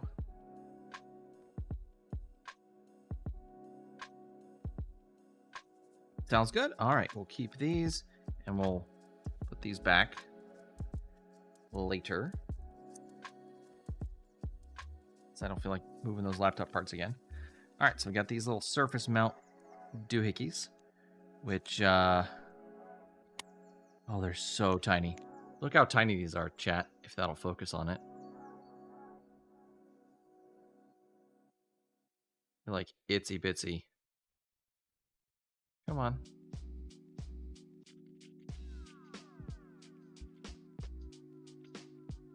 Yeah, those little box, those little squares. Those are the LEDs. They're so tiny. They're the tiny little boys. All right, so we're gonna do that. Let's test the screen. I just want to test the screen real quick before we go on break. Actually, no, because that's the path of madness. Because I know we'll just keep going. Like once we get started, we're not gonna stop. So on our to-do list, when we get back, we're gonna test the screen, make sure the screen's good. We're going to swap in this USB-C charging port. We will change the LED charging LEDs, and then start working on the other mods. Installing these 3 mods. So the cool LEDs that'll show up through the button deck, our amplifier for the sound to make it nice and loud, and then our power smoother to make the sound nice and clean and quiet, or not quiet but clean. It's really funny if you put this mod in and turn it all the way up, you just hear this brrr noise, like hum, this weird hum underneath the game sounds. It's really unfortunate. A real flaw in Nintendo's design. But yeah, we'll put the dehum mod in, and then this part of the screen, we'll get these in. So we got 4 mods and a screen. 5 technically, because we're putting in new charging lights. So yeah, that'll hopefully we'll be able to get all that done when we get back from break. So thanks everybody for coming in so far. I hope you're having a good time, and we're gonna go on a 15-minute break. Be sure to get yourself a snack, get a drink of water, use the bathroom, hug a loved one, text a friend, cuddle a pet, check your Discord messages, your text messages, all that fun, awesome stuff. And I'll see you back here in 15 minutes. Toodaloo.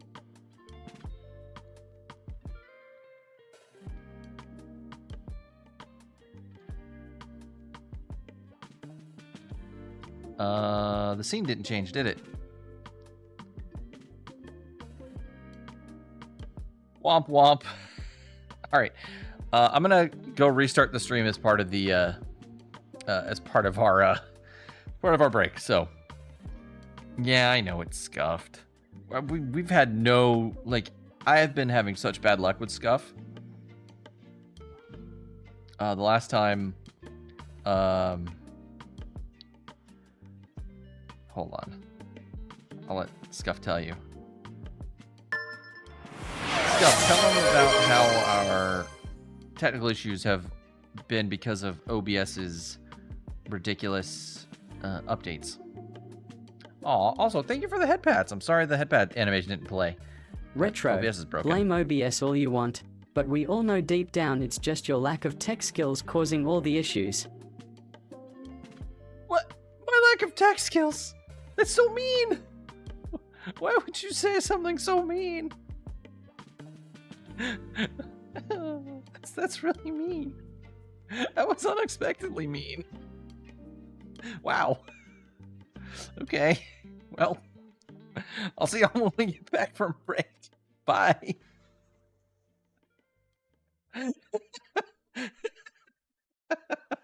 Okay. I'm going to go restart the stream. I'll be right back. I'll see y'all in 15 minutes.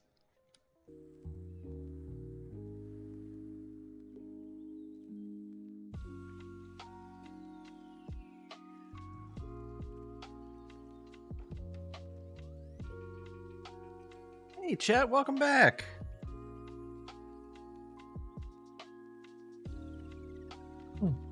Sorry, I was a little late there. I had to run our ad break before we get started. And I also had to order that battery for the PS2 we just repaired. Yeah. By the way, have a good night, Sparky Dinka. After I get off stream, if I have time, before now in the next Skya stream, I'll go ahead and get that Ronin set up and leveled for you. All right, let's see here. What was our list? Oh yeah, we were going to test this screen first. So, just need to hook it up. So, let's go ahead and do that. Let's go ahead and lift the little gate up here. And we'll slide in our connector.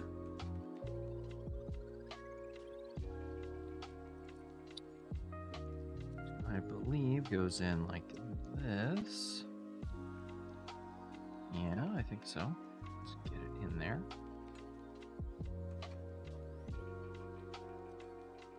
Be real gentle with it. Line it up and get it in there. All right, nice. And push the clip down. All right. Then we need this cable here. Let's see. This is going to go into this one, like so.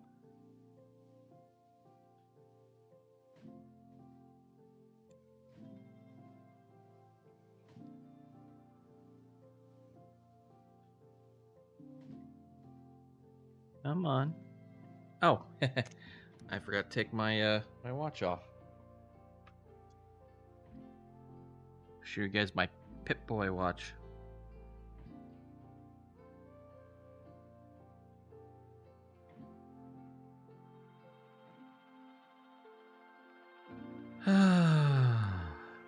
Oh, I didn't lift the clip up. Oops.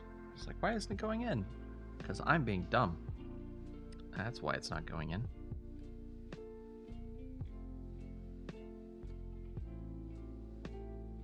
Oh, come on, let's go. All right, there we go. Just want to make sure that's in all the way.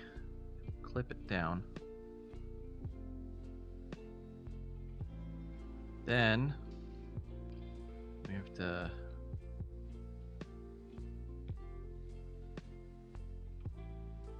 bend it down like that.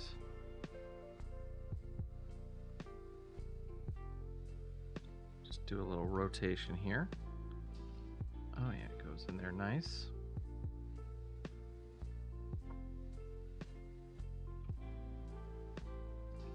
Clamp these guys down. Oh, I need a game. Well, no, I don't think I need a game. Should just boot right up.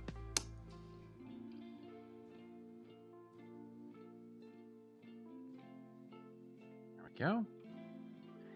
And that should be all we need to get it to work. So let's see if it boots up. Hey, we got a good screen. I'm just going to examine it for any flaws, any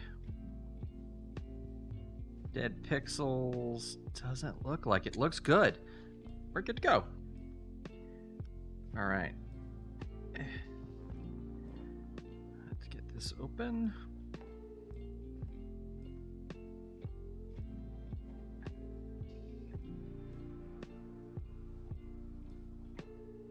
All right, cool. So we're just going to take this and we're going to set it aside for now.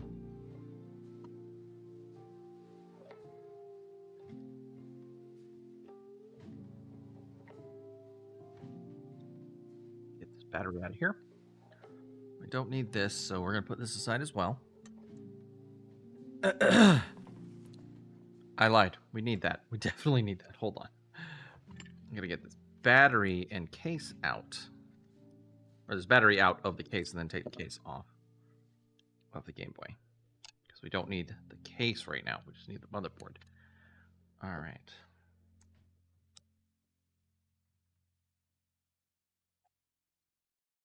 Set these aside for now. And so our soldering iron should be cool. So we're just going to feel the collar here. Okay. Feel any heat, so it should be okay. Just in case, I'm not going to touch it. I'm just going to let it fall out.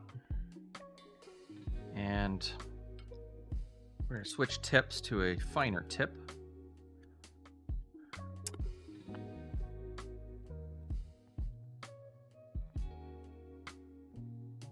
Oh. Go dropping all my tips on out of the bag. Is that gonna be too thick?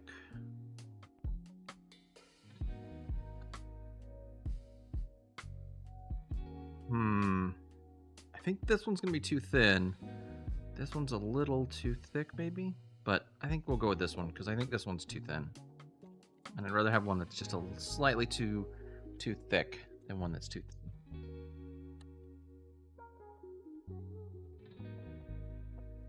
Oops. Don't turn your iron on before you put the tip in.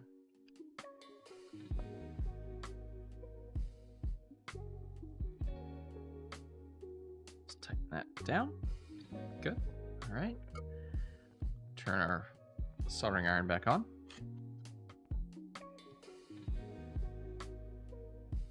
We have heeded the warning to test the screen first.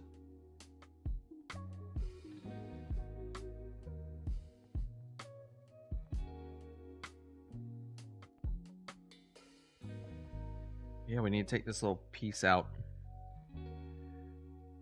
Oh, that's just double-sided tape that I installed. Oh. Yeah, it's double-sided tape I put on here to help hold that screen in place because it was a little jiggly. That didn't go well. That didn't go well at all.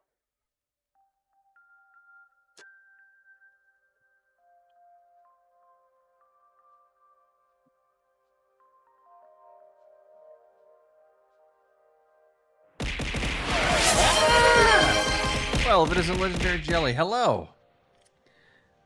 What an entrance. Ay, ay, ay, ay, ay. How you doing tonight, Jelly? Thank you for coming in. You just missed Sparky. Or maybe. I don't know if you've been lurking this whole time, but yeah, Sparky Dinka was in here hanging out. They went to bed. So good of you to come in. It's like y'all are working in shifts. One of y'all leaves, one of y'all comes in. All right. We'll clean this up real good before we close the case up, because I'll clean the inside of all the parts, because the outside we can always clean afterwards, but once we close it up, we won't be able to get to the inside again, so I want to clean those up real good before we're done.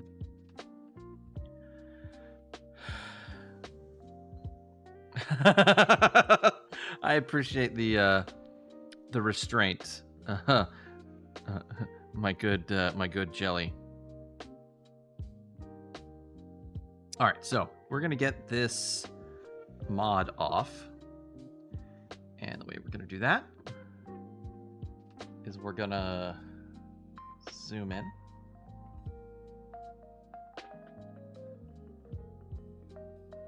And I'm just gonna put some flux on that connector, this connector, this connector. I gotta say, this particular USB-C mod that I have, besides not using all the pins, it has a really bad connection. It's like a little tiny piece of PCB that comes out of it with a little bit of a via, it's basically half a via, and then you solder that down to the board. And I totally broke it off and had to like make my own. It was a pain. I did not enjoy that. Did not work out well for me. But otherwise, I mean, it's a decent mod. I'm not down on it. It definitely works really well.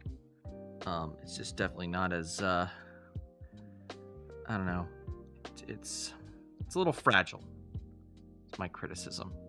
All right, so we put some flux on it. We've heated up our area. We're gonna use the wick to pull that solder out of there. Do the same over here. We're gonna have to do this on both sides.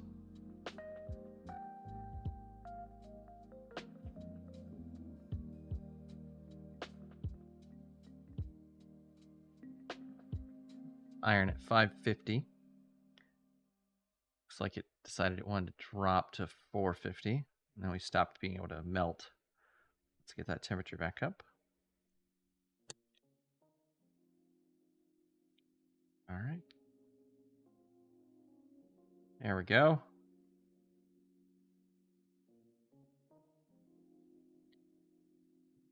Hit it from the other side.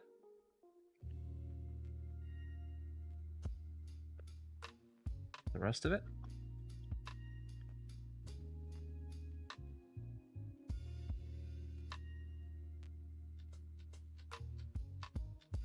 Now, before I do this side, because then the only thing holding it on is going to be that, let's go ahead and get that piece off as well, which I already put some flux on. So we'll go ahead and just suck that one up. Next.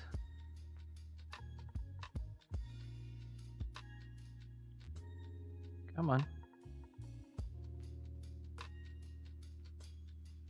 What we doing? Well, we're doing a bunch of mods. So, new USB port, USB-C port mod that uses all the pins. See, it's got all the pins across here.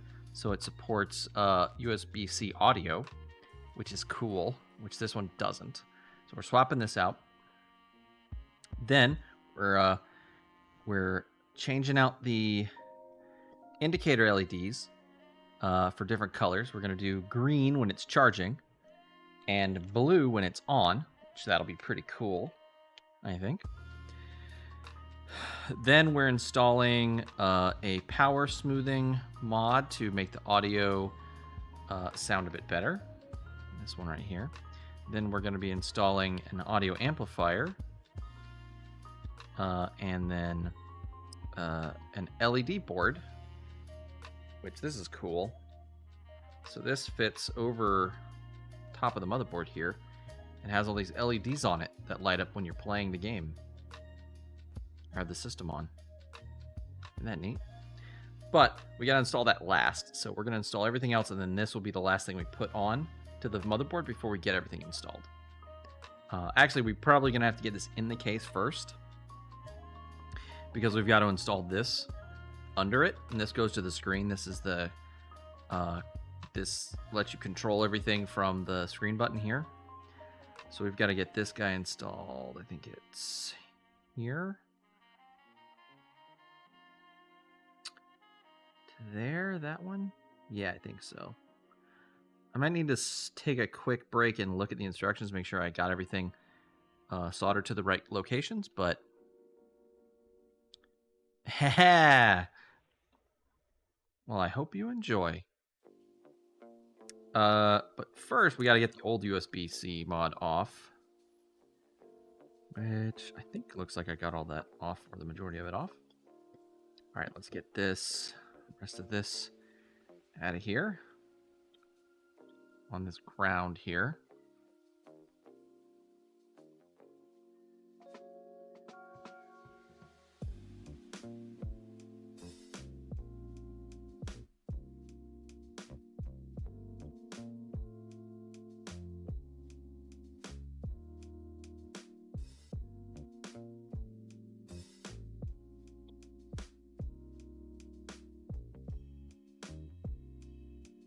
Looks like Nox DM just went live. That might be our rating target when we head out. I haven't rated Nox in forever.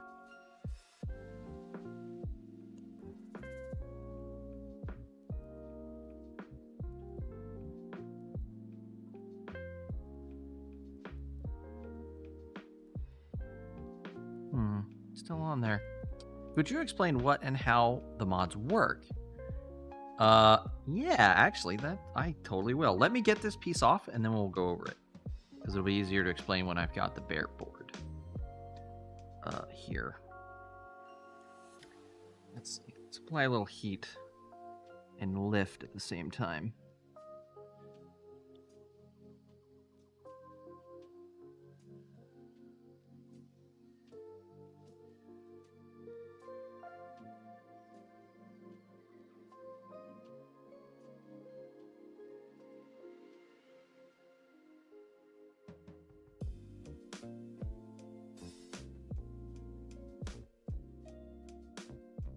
That's my key.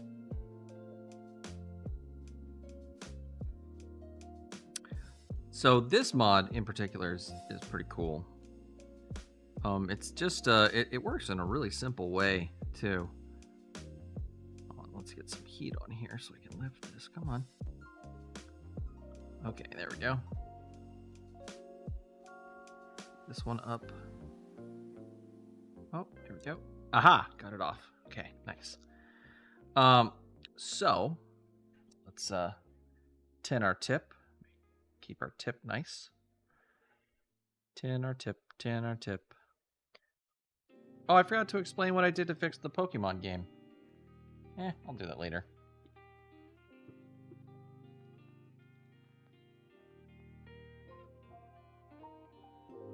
So, how this mod works is here's the original connectors for the charging port for the Game Boy. And if you ever used the Game Boy Advance SP, it had a little dongle that came out the back that you could use. That's how you connected headphones to it. Or it was originally designed that way, right? And so the USB-C mod that I had, get this back in the frame, connected to this pad right here, which this is a 5-volt line. And then it connected to these two anchor points, which are ground. Well, the new mod has not just this 5-volt rail, but it also has this ground plane, left and right audio, and this is a switch that when I think it's grounded, it sends a signal to the amplifier to mute itself. And so, oh, still a little hot. If I can get this to focus. You see, this is a little cable, a little bit of repair work I did on it. But this only has the one connector, and it just goes to that 5-volt rail. So all this does is let you charge with USB-C. But this one, if I get it to focus. Come on. Focus.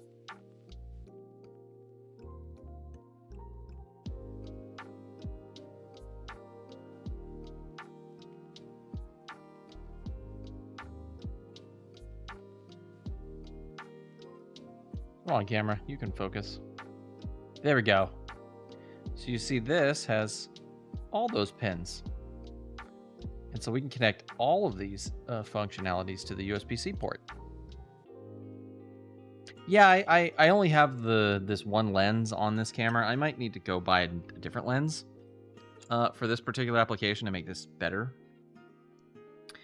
But that's how this mod works. So that's how we're going to do. We need to clean this area up. Get that old solder. Yeah, first let's get it with a little isopropyl alcohol. Get that flux off that I just put in there. I'm gonna inspect the pads, make sure they look good still. All right, they do. All right. Use a little Q-tip here. Dry this off some. Isopropyl alcohol will dry itself out, but just want to be sure. Now what we're going to do is we're going to get a little solder on these pads.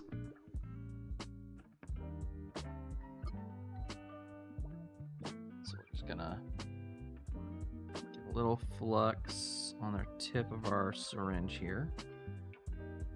To spread that just a little bit. Don't need a lot because we're just tinning the pads. What brand of toothbrush do you use? This is a Colgate brush. Hashtag not sponsored. And I would not take it in sponsorship from Colgate. Even if they offered. Alright, so we're just gonna heat these pads up, get a little solder on them. Just quick little raking motions. Just heat them up. We don't want to put a lot of solder on them, just a little bit, just to get them ready. Yeah, you can see that. Let's see if it'll focus.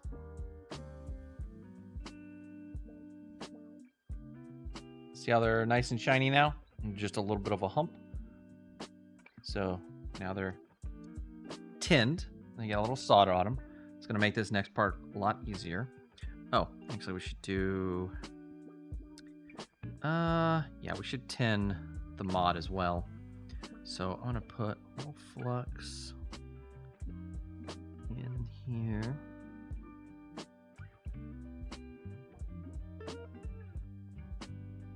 And get a tiny bit of solder on our tip here.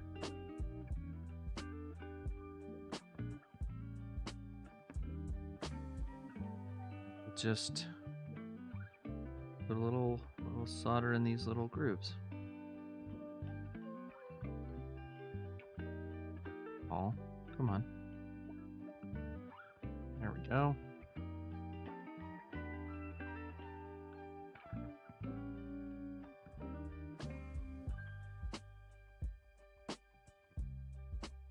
So the grooves do not want to take any solder.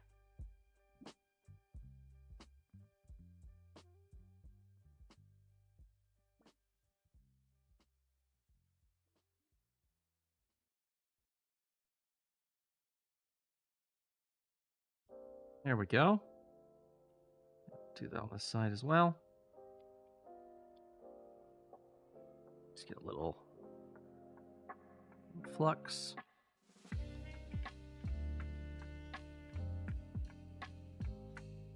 Yeah, so the reason we're tinning this is it just makes it easier because once there's already solder on there, it's easy for to heat up and to flow. Versus just the bare metal. Oh, it's starting to heat up in my hand. Oh, it's so tiny. It gets so hot so fast.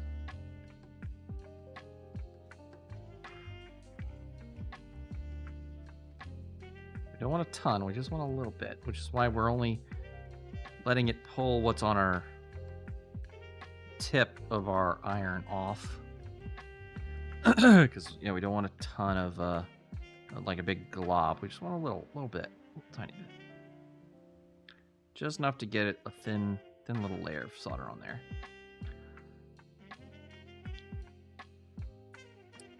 Do they have a Teflon coating? How easy is it to cross? How easy is it to cross the lines? They don't have a Teflon coating, as far as I know. To cross the lines, do you mean like to get solder this way across them instead of on them? We call that a bridge, and that's very easy to do. But that's actually why we use flux, because flux helps through a chemical reaction I'm not familiar with. Helps basically tell the solder where to go. It's like it allows it to flow to the area that is the most reactive. And so the solder is going to want to stick to the metal, like the copper, way more than it's going to want to stick to itself or to, other things that aren't copper or gold. Yeah, so that's how that works. Oh, it's even got little connections on the bottoms. That's nice. All right, so gotta line this up.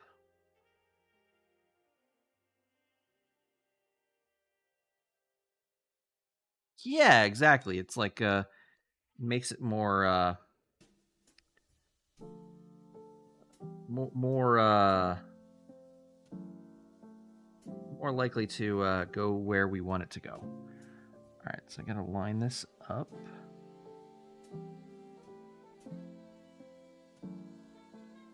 And we'll tack this in place. I'm gonna get a little solder on there to hold it. So we're gonna need a little globule. Oh, and a little flux too, probably. Would help.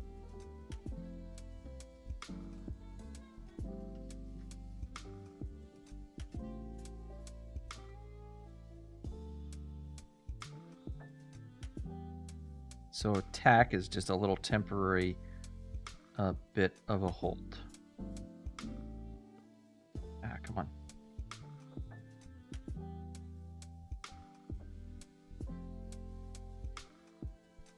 Okay, should hold it in place while we make sure everything matches and lines up. I'm just gonna bring this up to my face here real quick so I can see it. Perfect. Yeah, see everything's lined up now. Or you could if it would focus. Come on, focus. Here we go. Should be able to see. Things are lined up now.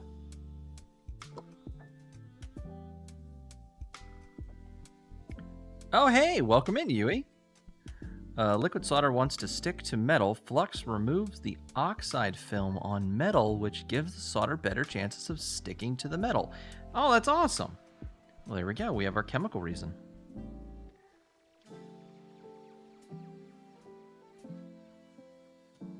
Looks like I did need to move it back just a tiny bit. So I got it a little too far forward.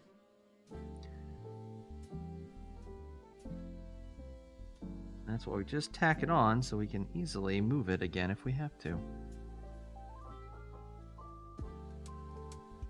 Oh no, I lost my heat. Come back.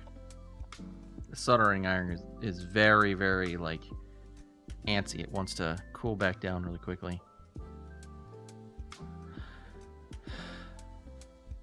You asked solder, and that's what it told you? You can talk to the solder? The solder speaks to you, Yui?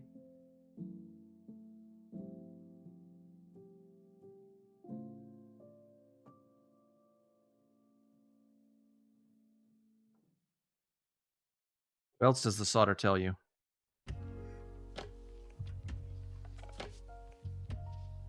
All right, that looks pretty darn good. I don't think we're going to get it any better than that. Yeah, let's drop some solder in there.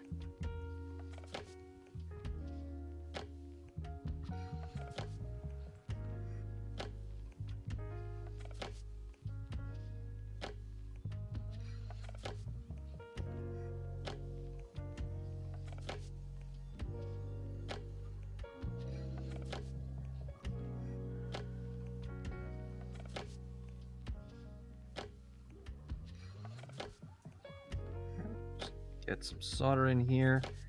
Make sure both sides get nice and hot. Hold that together.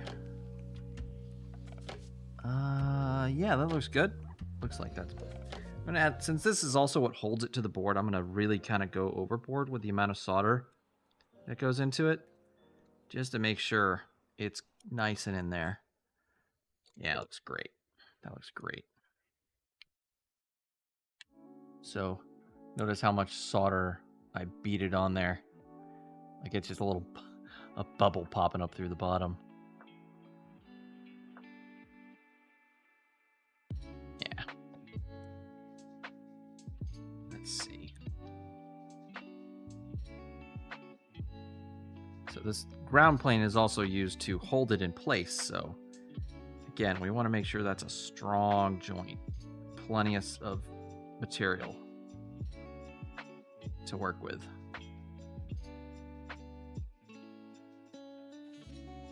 All right, that feels pretty solid. All right, now we got to get these little guys. They're still lined up. They look good. So we're gonna put more flux across these guys.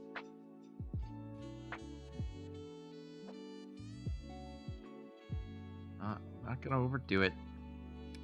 Yui, you sound like someone who does a lot of soldering. Do you have any recommendations for flux that isn't so tacky and leaves a bunch of residue?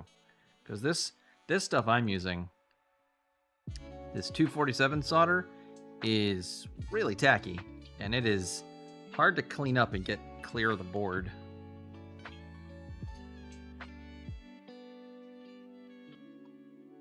Oh yeah, that is a good point, Jelly. Yeah, it is very similar to the way it works in what'd you say? Welding.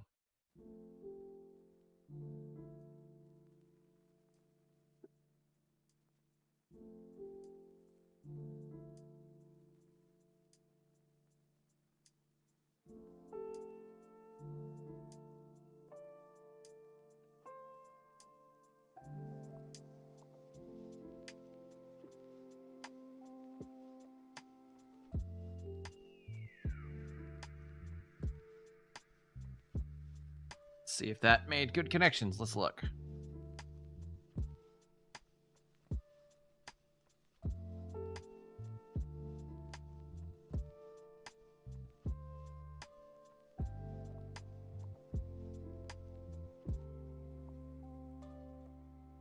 I think this tip might be too thick. Let's see.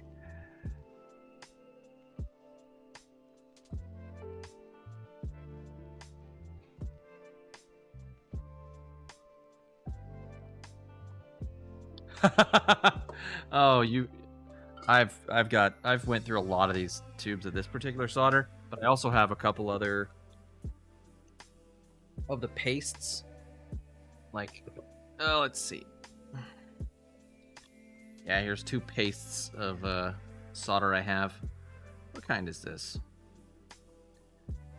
H50. I hate this stuff. It's really bad.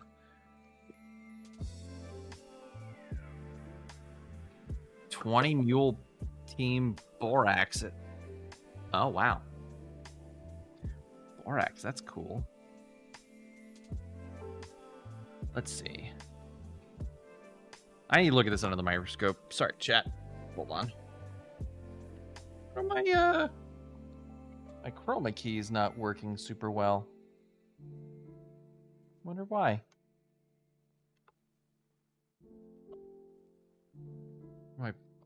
My setup not bright enough?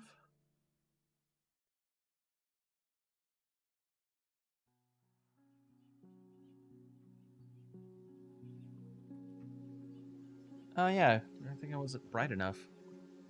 I got enough light.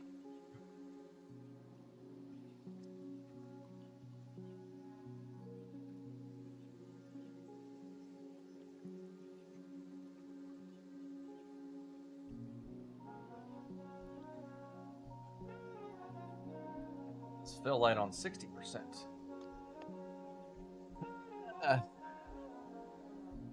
That's better. All right, microscope. Oh, actually, we can look at it one after another. Because I reset OBS, so I should be able to show you guys once I have a look at it.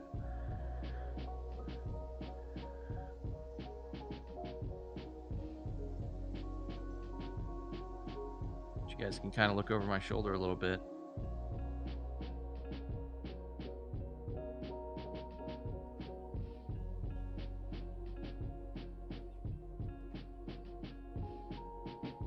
Yeah, it doesn't look like it's making a good connection.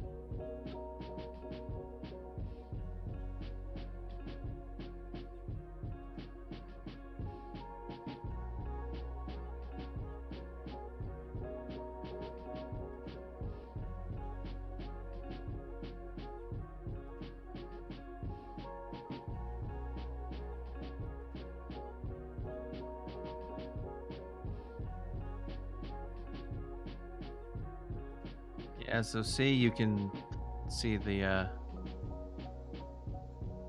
see how the solder's not going all the way to the bottom?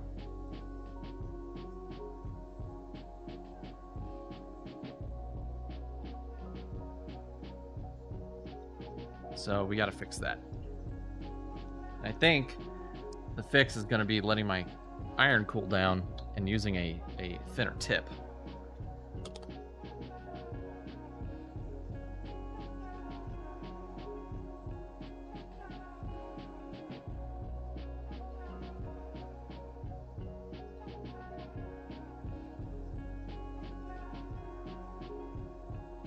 The OG board actually had all those pins. Let me see if I have one of the originals laying around.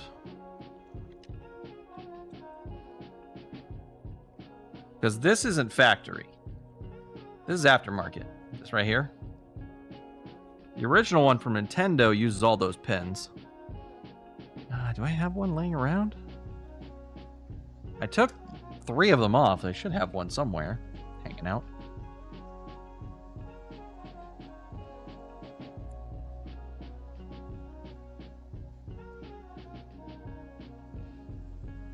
I probably threw it in a bag somewhere with spare parts. Oh yeah, here we go. A bag of spare parts.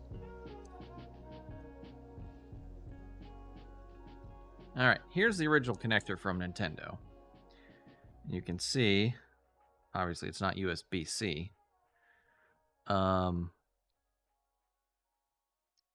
So that's why we have this frame around it to make it the same shape and size as the original port.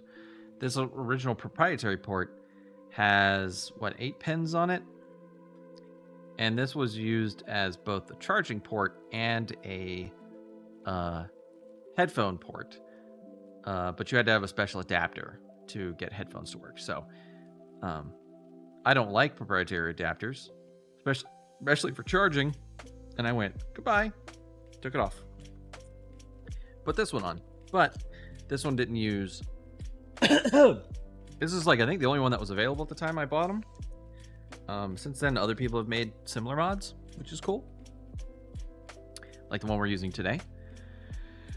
But this one just had the power. Like, it's actually funny. They have the pins. They could have done it. I don't know why they didn't at the time. Actually, also what's really funny is this one came broken.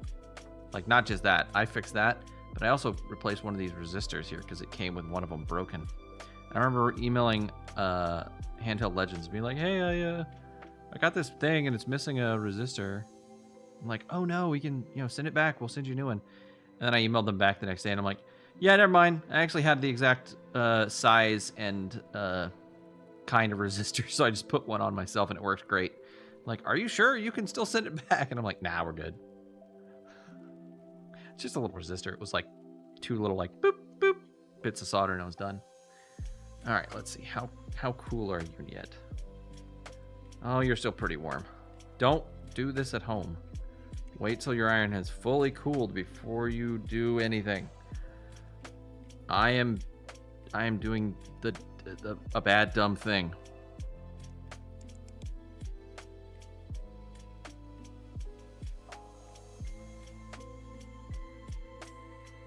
Put that there. Put that in there. Let's get this plastic stuff away from it.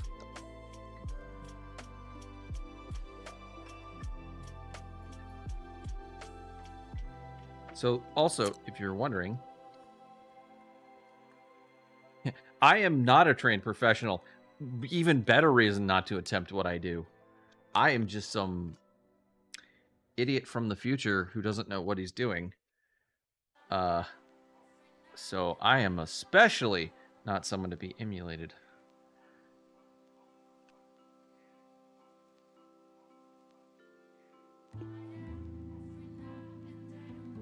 But I do hope you do find a little bit of useful information in these streams. All right, so if you notice the reason, or if you notice the solder on this is all, here, let's not point with the soldering iron, is all up here, and none of it reached the board. That's because the iron, the tip we were using, this guy, is too thick. It can't get in there, and it couldn't touch both sides at the same time. It's like we were doing with the PlayStation's power board before you came in, Jelly. You have to touch both of the things that you want to solder at the same time, or you're going to get a cold joint, which is where the solder just kind of lays on the thing but doesn't actually stick, doesn't make a chemical bond, or just doesn't flow to it at all because it doesn't want to flow to cold metal. It wants to flow to hot metal, or at least as far as I understand. So let's add some flux. Get this nice and fluxed. And you can actually tell because all the flux just went to the top where the most heat was. So now we have to make this connection here. And you know what? I might do this under the microscope. Sorry, you won't be able to watch. Try to angle the microscope so you can kind of see a little bit.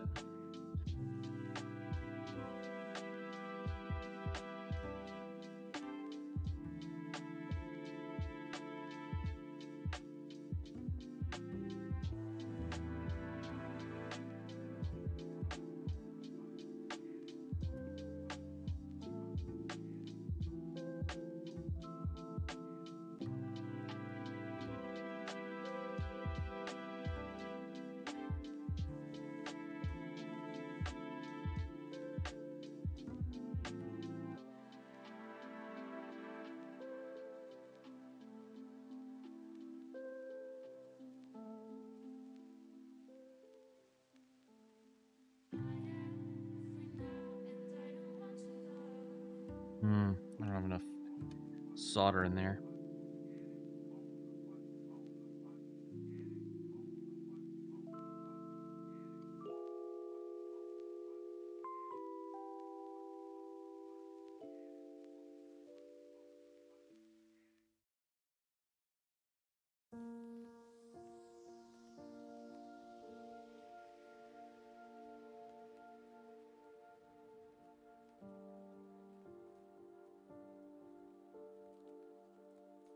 Hard to see what I'm doing.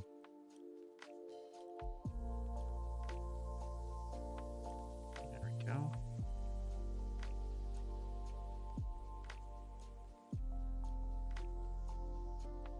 I just used a lot of solder. Oh, we got a bridge.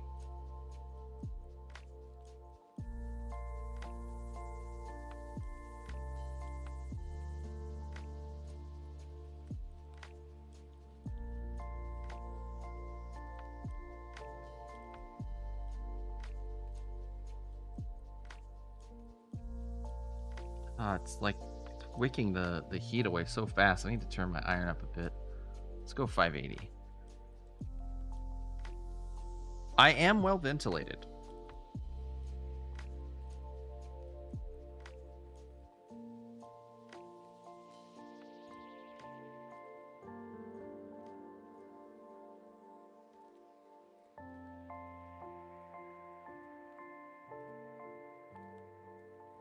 That one's making a good connection.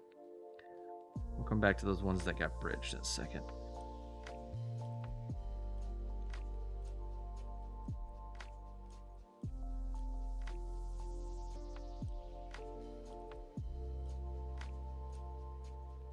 Okay.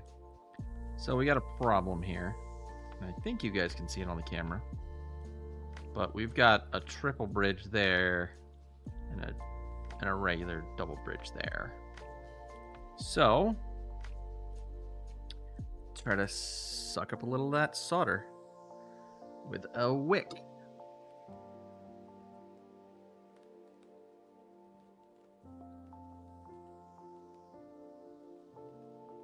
Trim my wick here.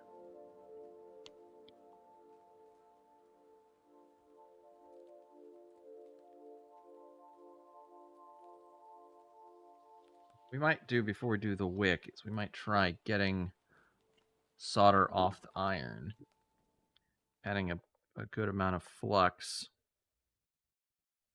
and then heating the area again.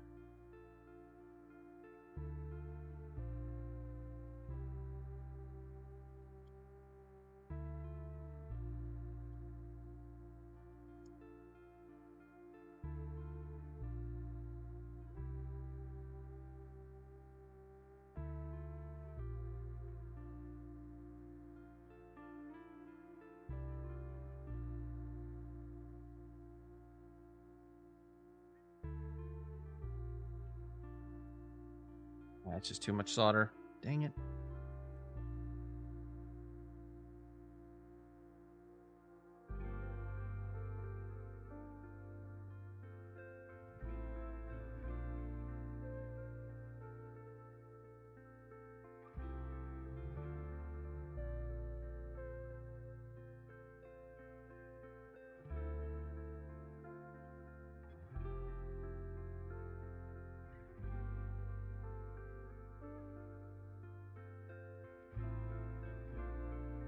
Oh, just not transferring enough heat. Turn up the iron just a little bit. Oh no, you said the magic word. Ah!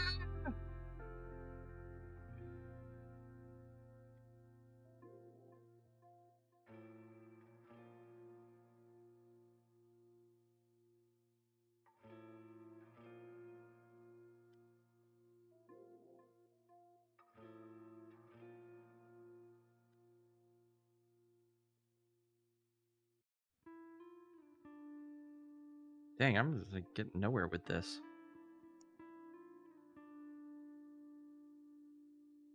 There we go.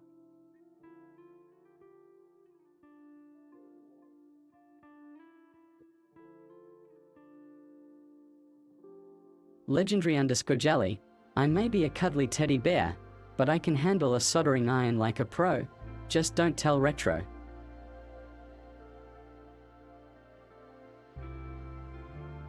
Got another bridge. Also, Jelly, sorry, Scuff, if you want to come over here and do this, feel free.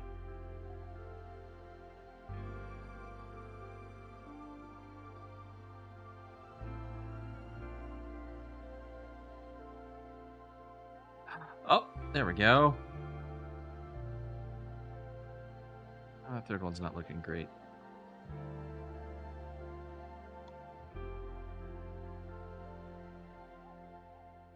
Oh, yeah, there we go. I think that made a good connection. Let's see. Let's move on to this one. I'm just going to retouch this up just to make sure got down there on there. Okay, let's get a little heat on this. Let's see if we can't pick up some of that solder. Okay.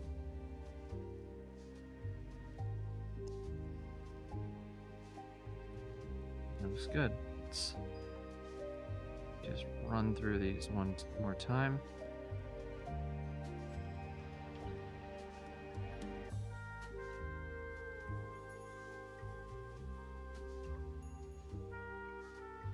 Okay, I think that did it, chat. We're golden. Let's tin our tip.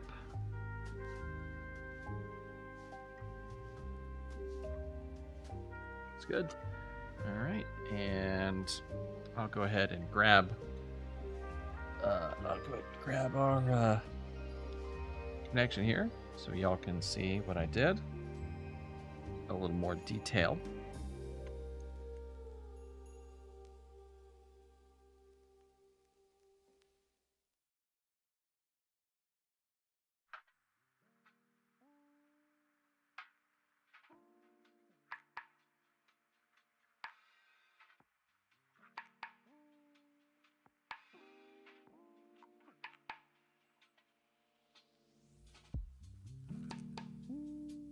Let's go ahead and clean. Set that to the side for now.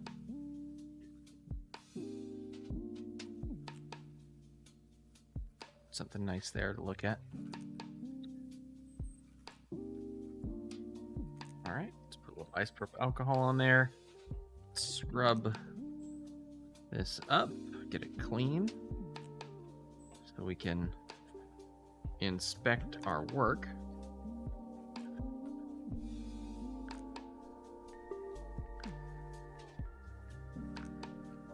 Sure, we got it. Everything on there good.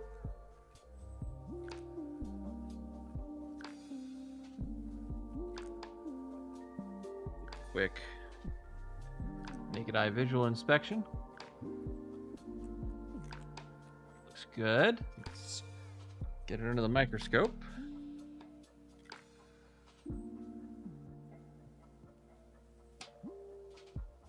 All those look good. Yeah. Let me unplug the camera myself.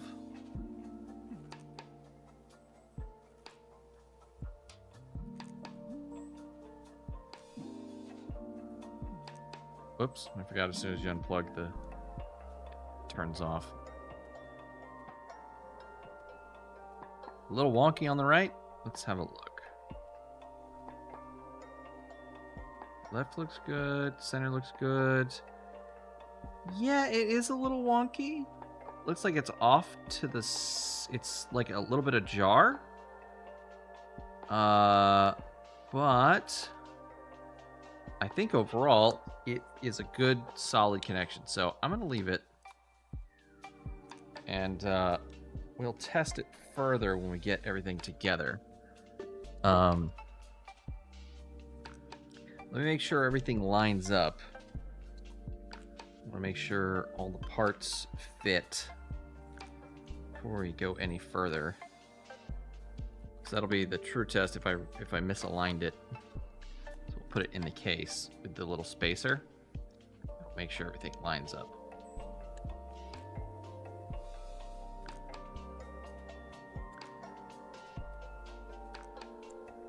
Hey, look at that. It fits. There's no room. Let's see.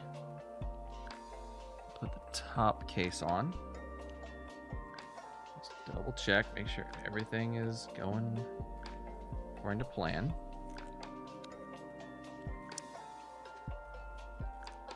All right, look at that. Perfect fit. Look at that, seamless. That looks factory.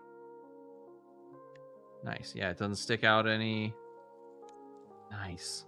I'm very happy with that. As long as those connections are good, which they look good under the microscope, we should be A-okay. Oh, wow. This part fits real snug. I like this spacer. Aw, thank you for the head pads, Jelly.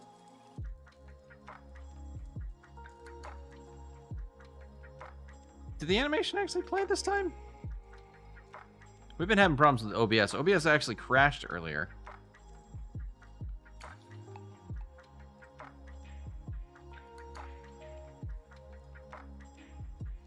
Here, I'll give Scuff a head pat to see. Yeah, that one played.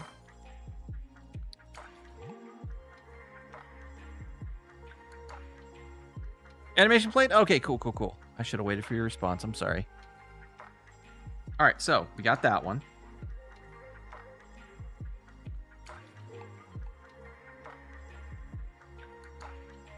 All right, so that's done. Next, we got to get these LEDs off.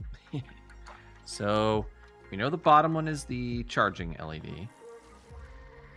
Top one. All right. Let's look at our schematics real quick just to double check. All right. LED 3 is charging, which is the bottom one. Okay, bottom one is the charging light, which we're going to make green. The second one, which is the top, is the power on light. We're going to make that blue. And then we're going to leave the low battery light, which is number 1, which is in the middle. We're going to leave that one alone. The low battery light should stay red. So, this is currently green. This is currently red. This is currently orange. We're going to change that to blue. Leave this one alone. Or make this one green.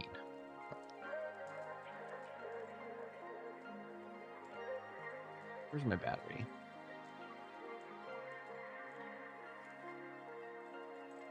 Yeah, these are all factory LEDs. The original ones that came with the system. And just to double check myself. Boop. Boop. Uh-oh. There we go. Okay. Oh, a little scared. Okay, so the top one is on. Low battery, charging.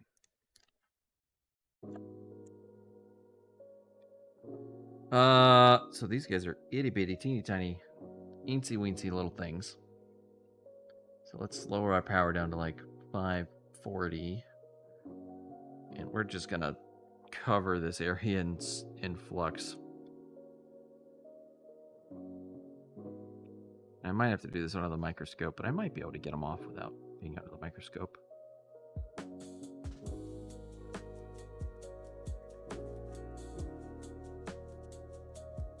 You know, I could hot air them off. Actually, this might be a really good use of the hot air. So, got our hot air gun. Let's go ahead and change our fitting, our nozzle.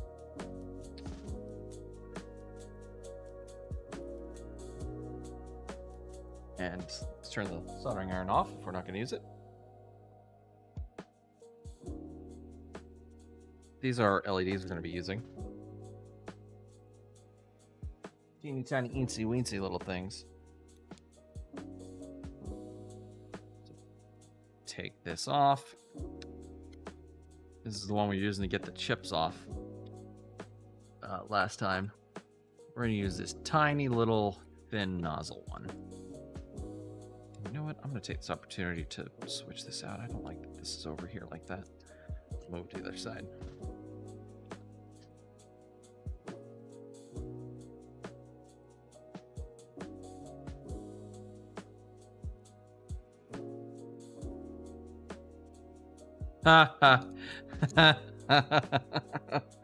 That's funny, Jelly.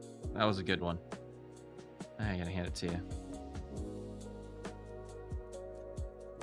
That one really blew me away. See, got a freebie.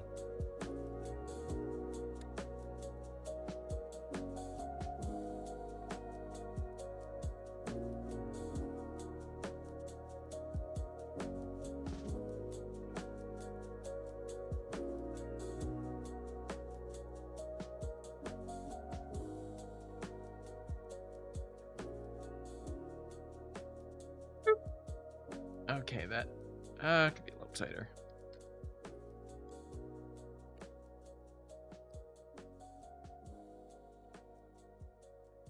Good enough.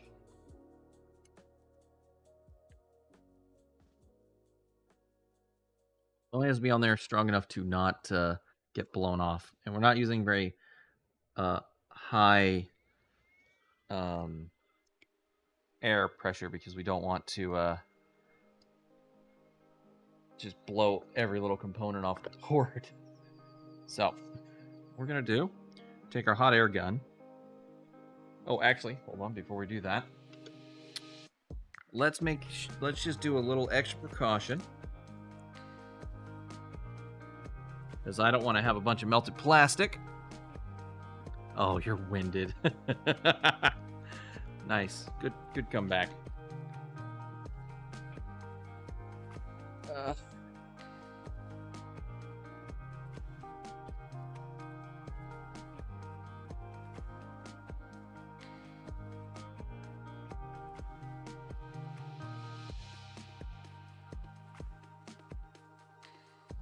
I'm just gonna get some of this aluminum tape.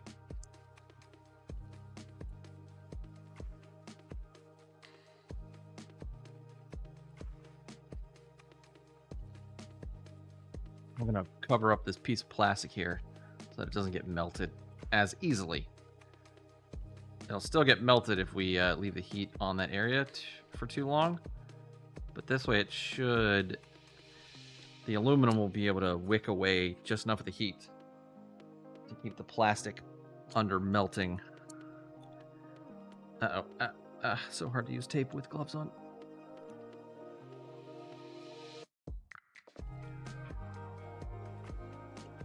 Alright, that should not only protect the plastic, but these other components. Oh, we're at 10:30.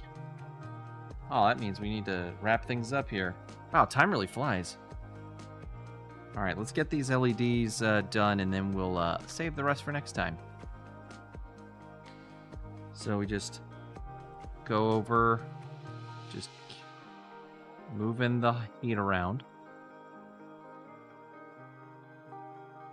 We don't want to move we only want to take 2 of them off, not all 3. So, gotta be careful. When I think they're hot enough, I'm just gonna nudge them with the tweezers. Oh, that's 1. That's 2. Nice.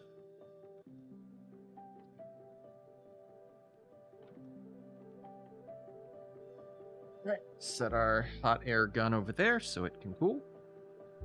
I'll show you one of these tiny little guys. It's stuck on the end of the tweezer.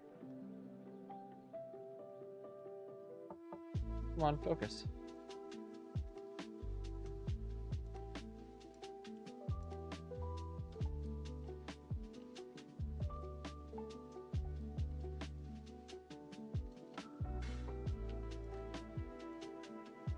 Alright, and we gotta make sure the other one stayed on.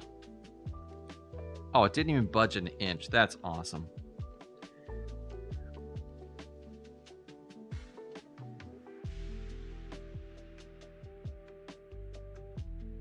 Yeah, they are itty bitty, itty bitty, bitty, itty bitty.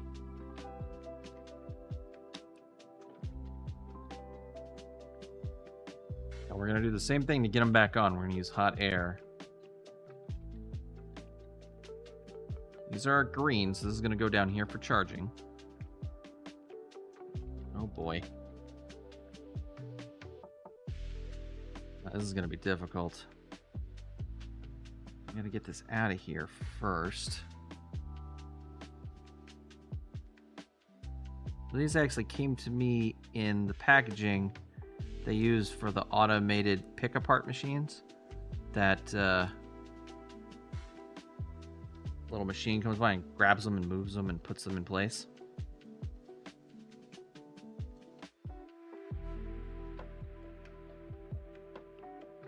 Oh my gosh, that is the tiniest little LED ever.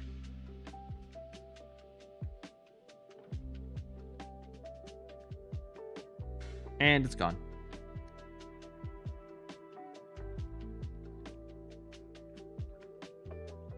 Oh, it rolled off my hand when I was trying to look at the polarity.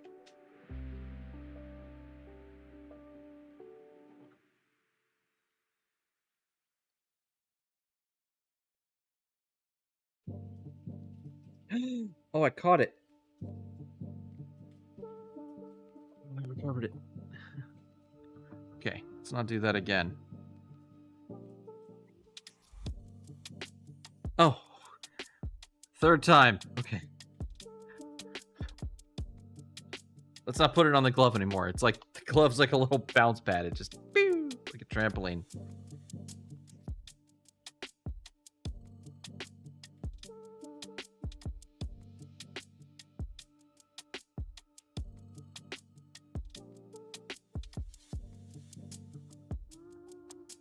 Oh, how am I gonna do this?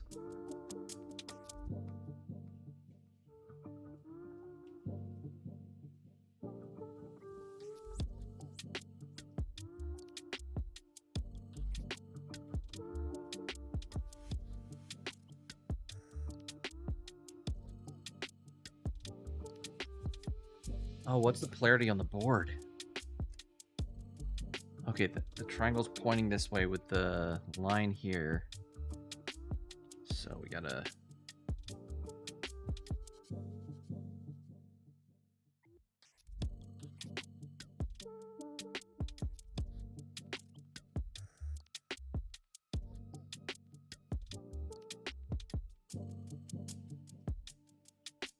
Oh, it's a little T on there. Oh no. Hold on. I gotta look this up.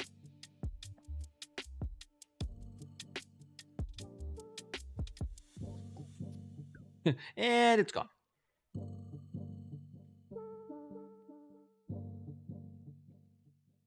Surface mount. LED polarity. Surface mount LEDs have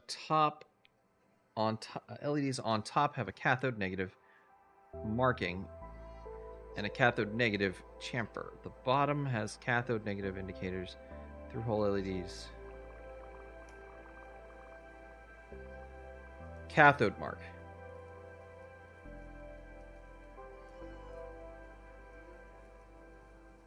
Okay, so according to this, cathode is where the line is on the board.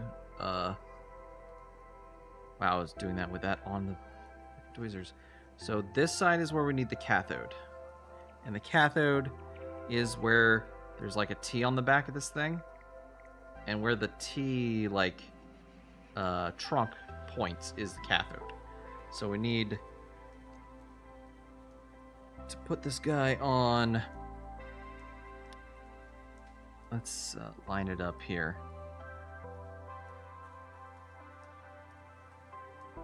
There's no way you guys are going to be able to see this without the aid of the microscope. And I want y'all to see this because this is cool.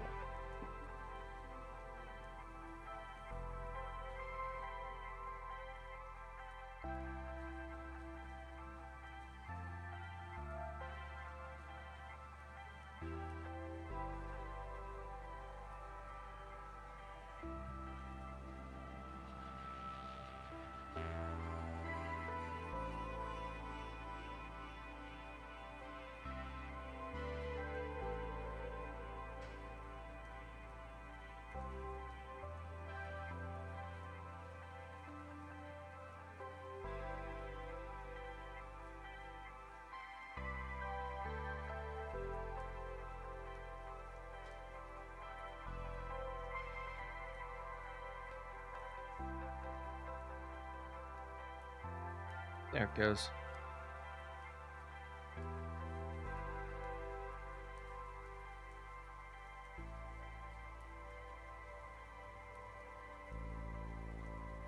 Oh, I think trying to focus through the preview is really tough.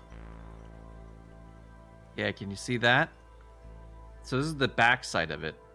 And so you can see this over here is where that cathode mark is. See how it's like the trunk of the T's over here?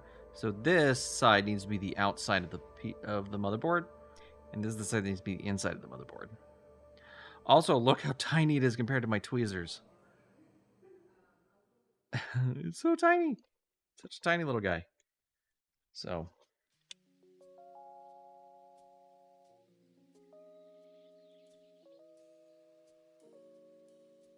I have to get this in place, We're gonna have to put some solder on there ahead of time.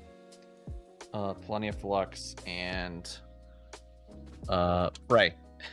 There's gonna be a lot of praying. Let's see. So looks like those pads already have some solder on. One of them needs a little more. We'll just touch them up real quick. Turn that off. So I don't need to see the microscope view anymore.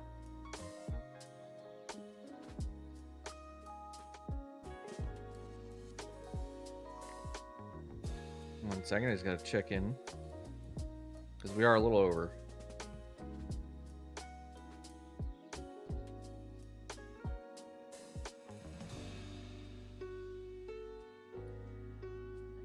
Just gonna dop of solder on our iron.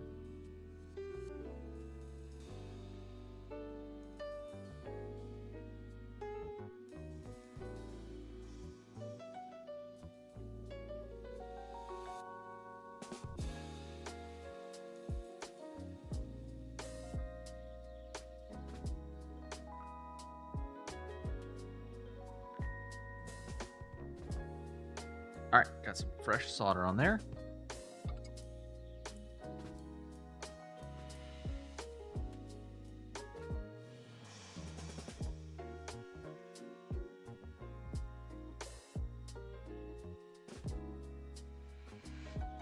Maybe this is where a tacky flux is going to come in handy.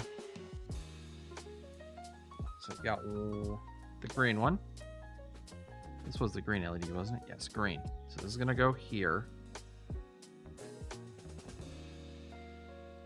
Go ahead and put this away.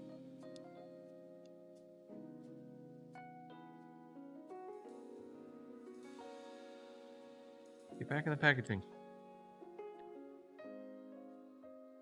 There's a hole in my glove. I'm sad. That tape like popped it. All right, so got. Oh my gosh, it's so hard to see this. All right, cathode this way.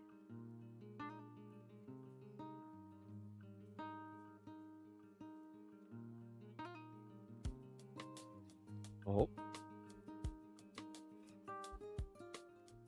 We got it in place. Let's go ahead and heat it up.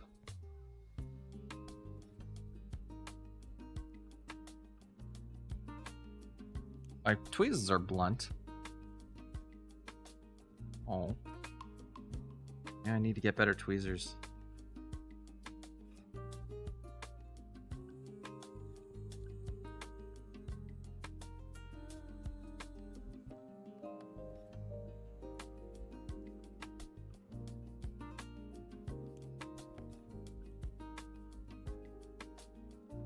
Well, it looks like it went into place.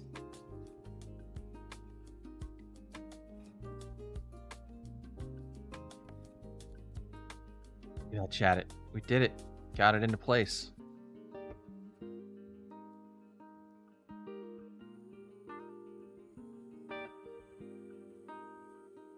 It's too hard to see. I'll have to show you on the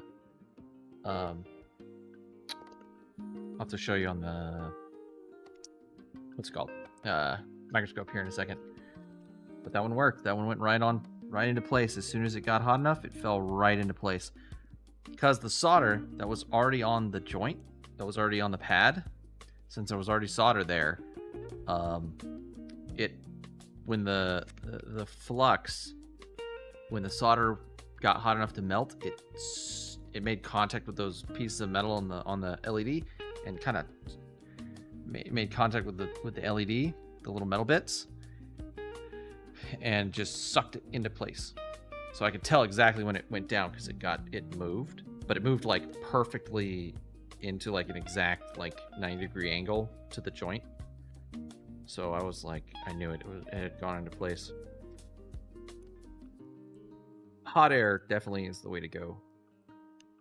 I've done very small repairs like this with a very, very, very, very thin tip on a soldering iron, and done this by hand without an air gun before I got one. This makes it way easier. Even though this is a cheapo air gun, I mean, it wasn't exactly cheap, but it was like cheap compared to the other ones. I'm still super glad to have it. It makes these kind of repairs possible to do in a matter of seconds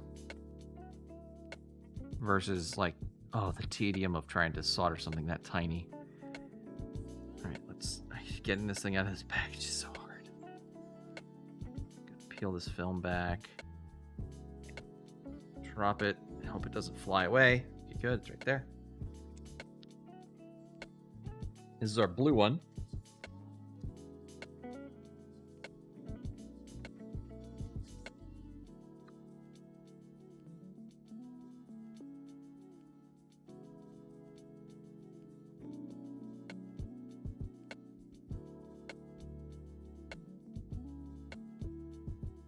I really gotta go. I'm like overdue. We gotta wrap this up and we'll go raiding. And I said we're gonna raid Nox, so we already have our target in mind, so we'll do it quick. Aw, for the confetti, Jelly. And I hope you have a wonderful evening. Thanks for stopping by and having some fun with us while we painstakingly reattach very tiny things. Okay, this one, cathodes the other way around.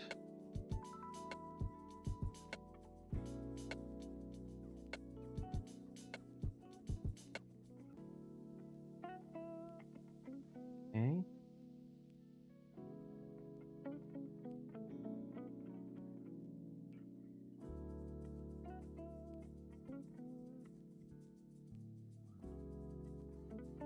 Oh, it looks like it's in place. All right, let's hot air it.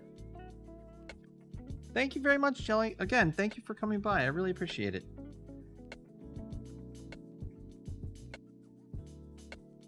Hot air and... oh, it moved out of the way. Oh, I got blown a little bit by the hot air.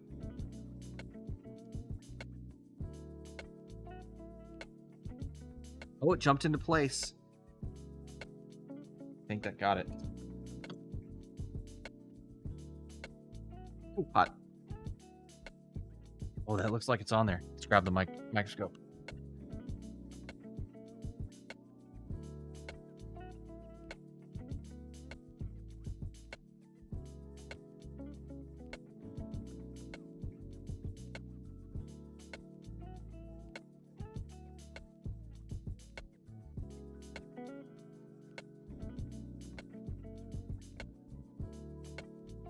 That looks perfect.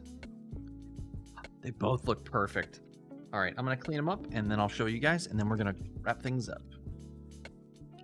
Oh, yeah, let's check our... oh, no melted plastic. Foil tape did it. Ah, foil tape. Such a great little invention.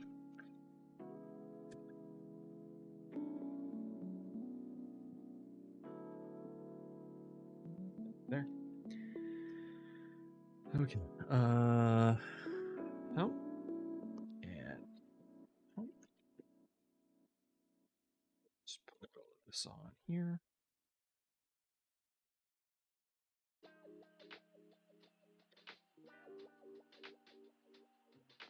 I need to get myself some more isopropyl alcohol.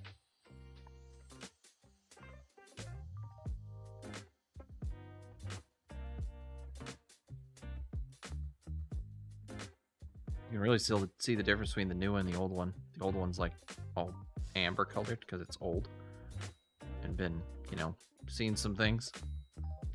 Grizzled veteran.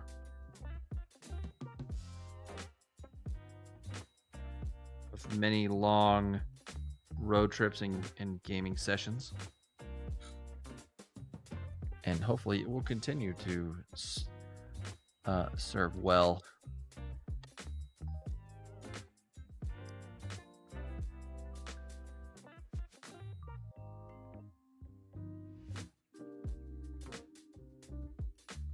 Check that out, chat. Isn't that beautiful? Look. They're both perfectly on there. All right, now let's see if they actually work. That's the other thing.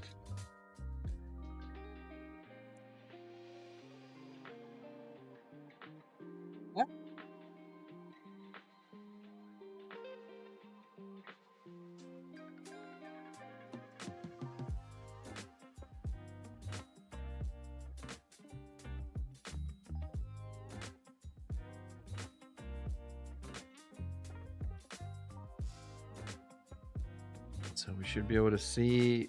Let's turn that off. Look at that beautiful blue LED. We did it, chat.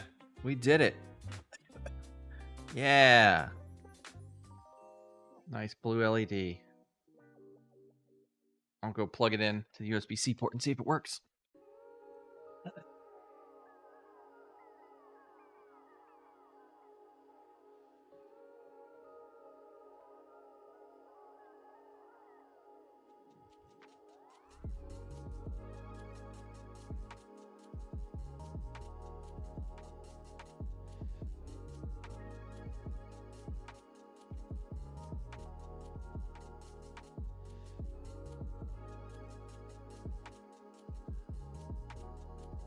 Chat, I'm happy to report everything worked exactly as we expected it to.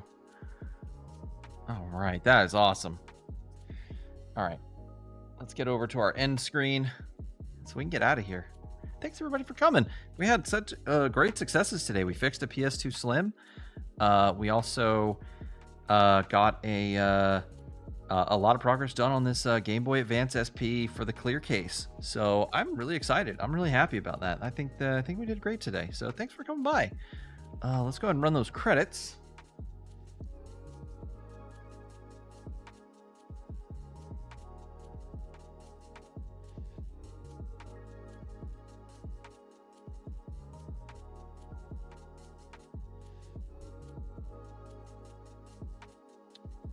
All right. Thank you, everyone, for coming. Thank you so much for being here and learning with us and having fun with us and enjoying these retro games and retro consoles. I really do appreciate it. And I hope you all have a wonderful rest of your weekend. And hopefully things go well on Tuesday. And I will see you guys next week. I probably won't be putting a schedule out. I'll probably just put an announcement out on Sunday about the future. But let's get raiding. Let's get to raiding. Let's see.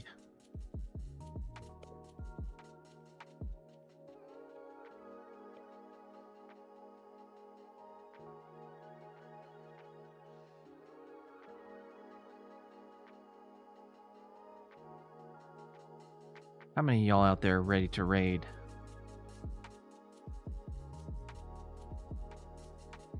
All right. Thank you everyone for coming once again. I'm going to leave you in Nox's wonderful hands, and I hope you all have a great evening. Bye now. Bye-bye.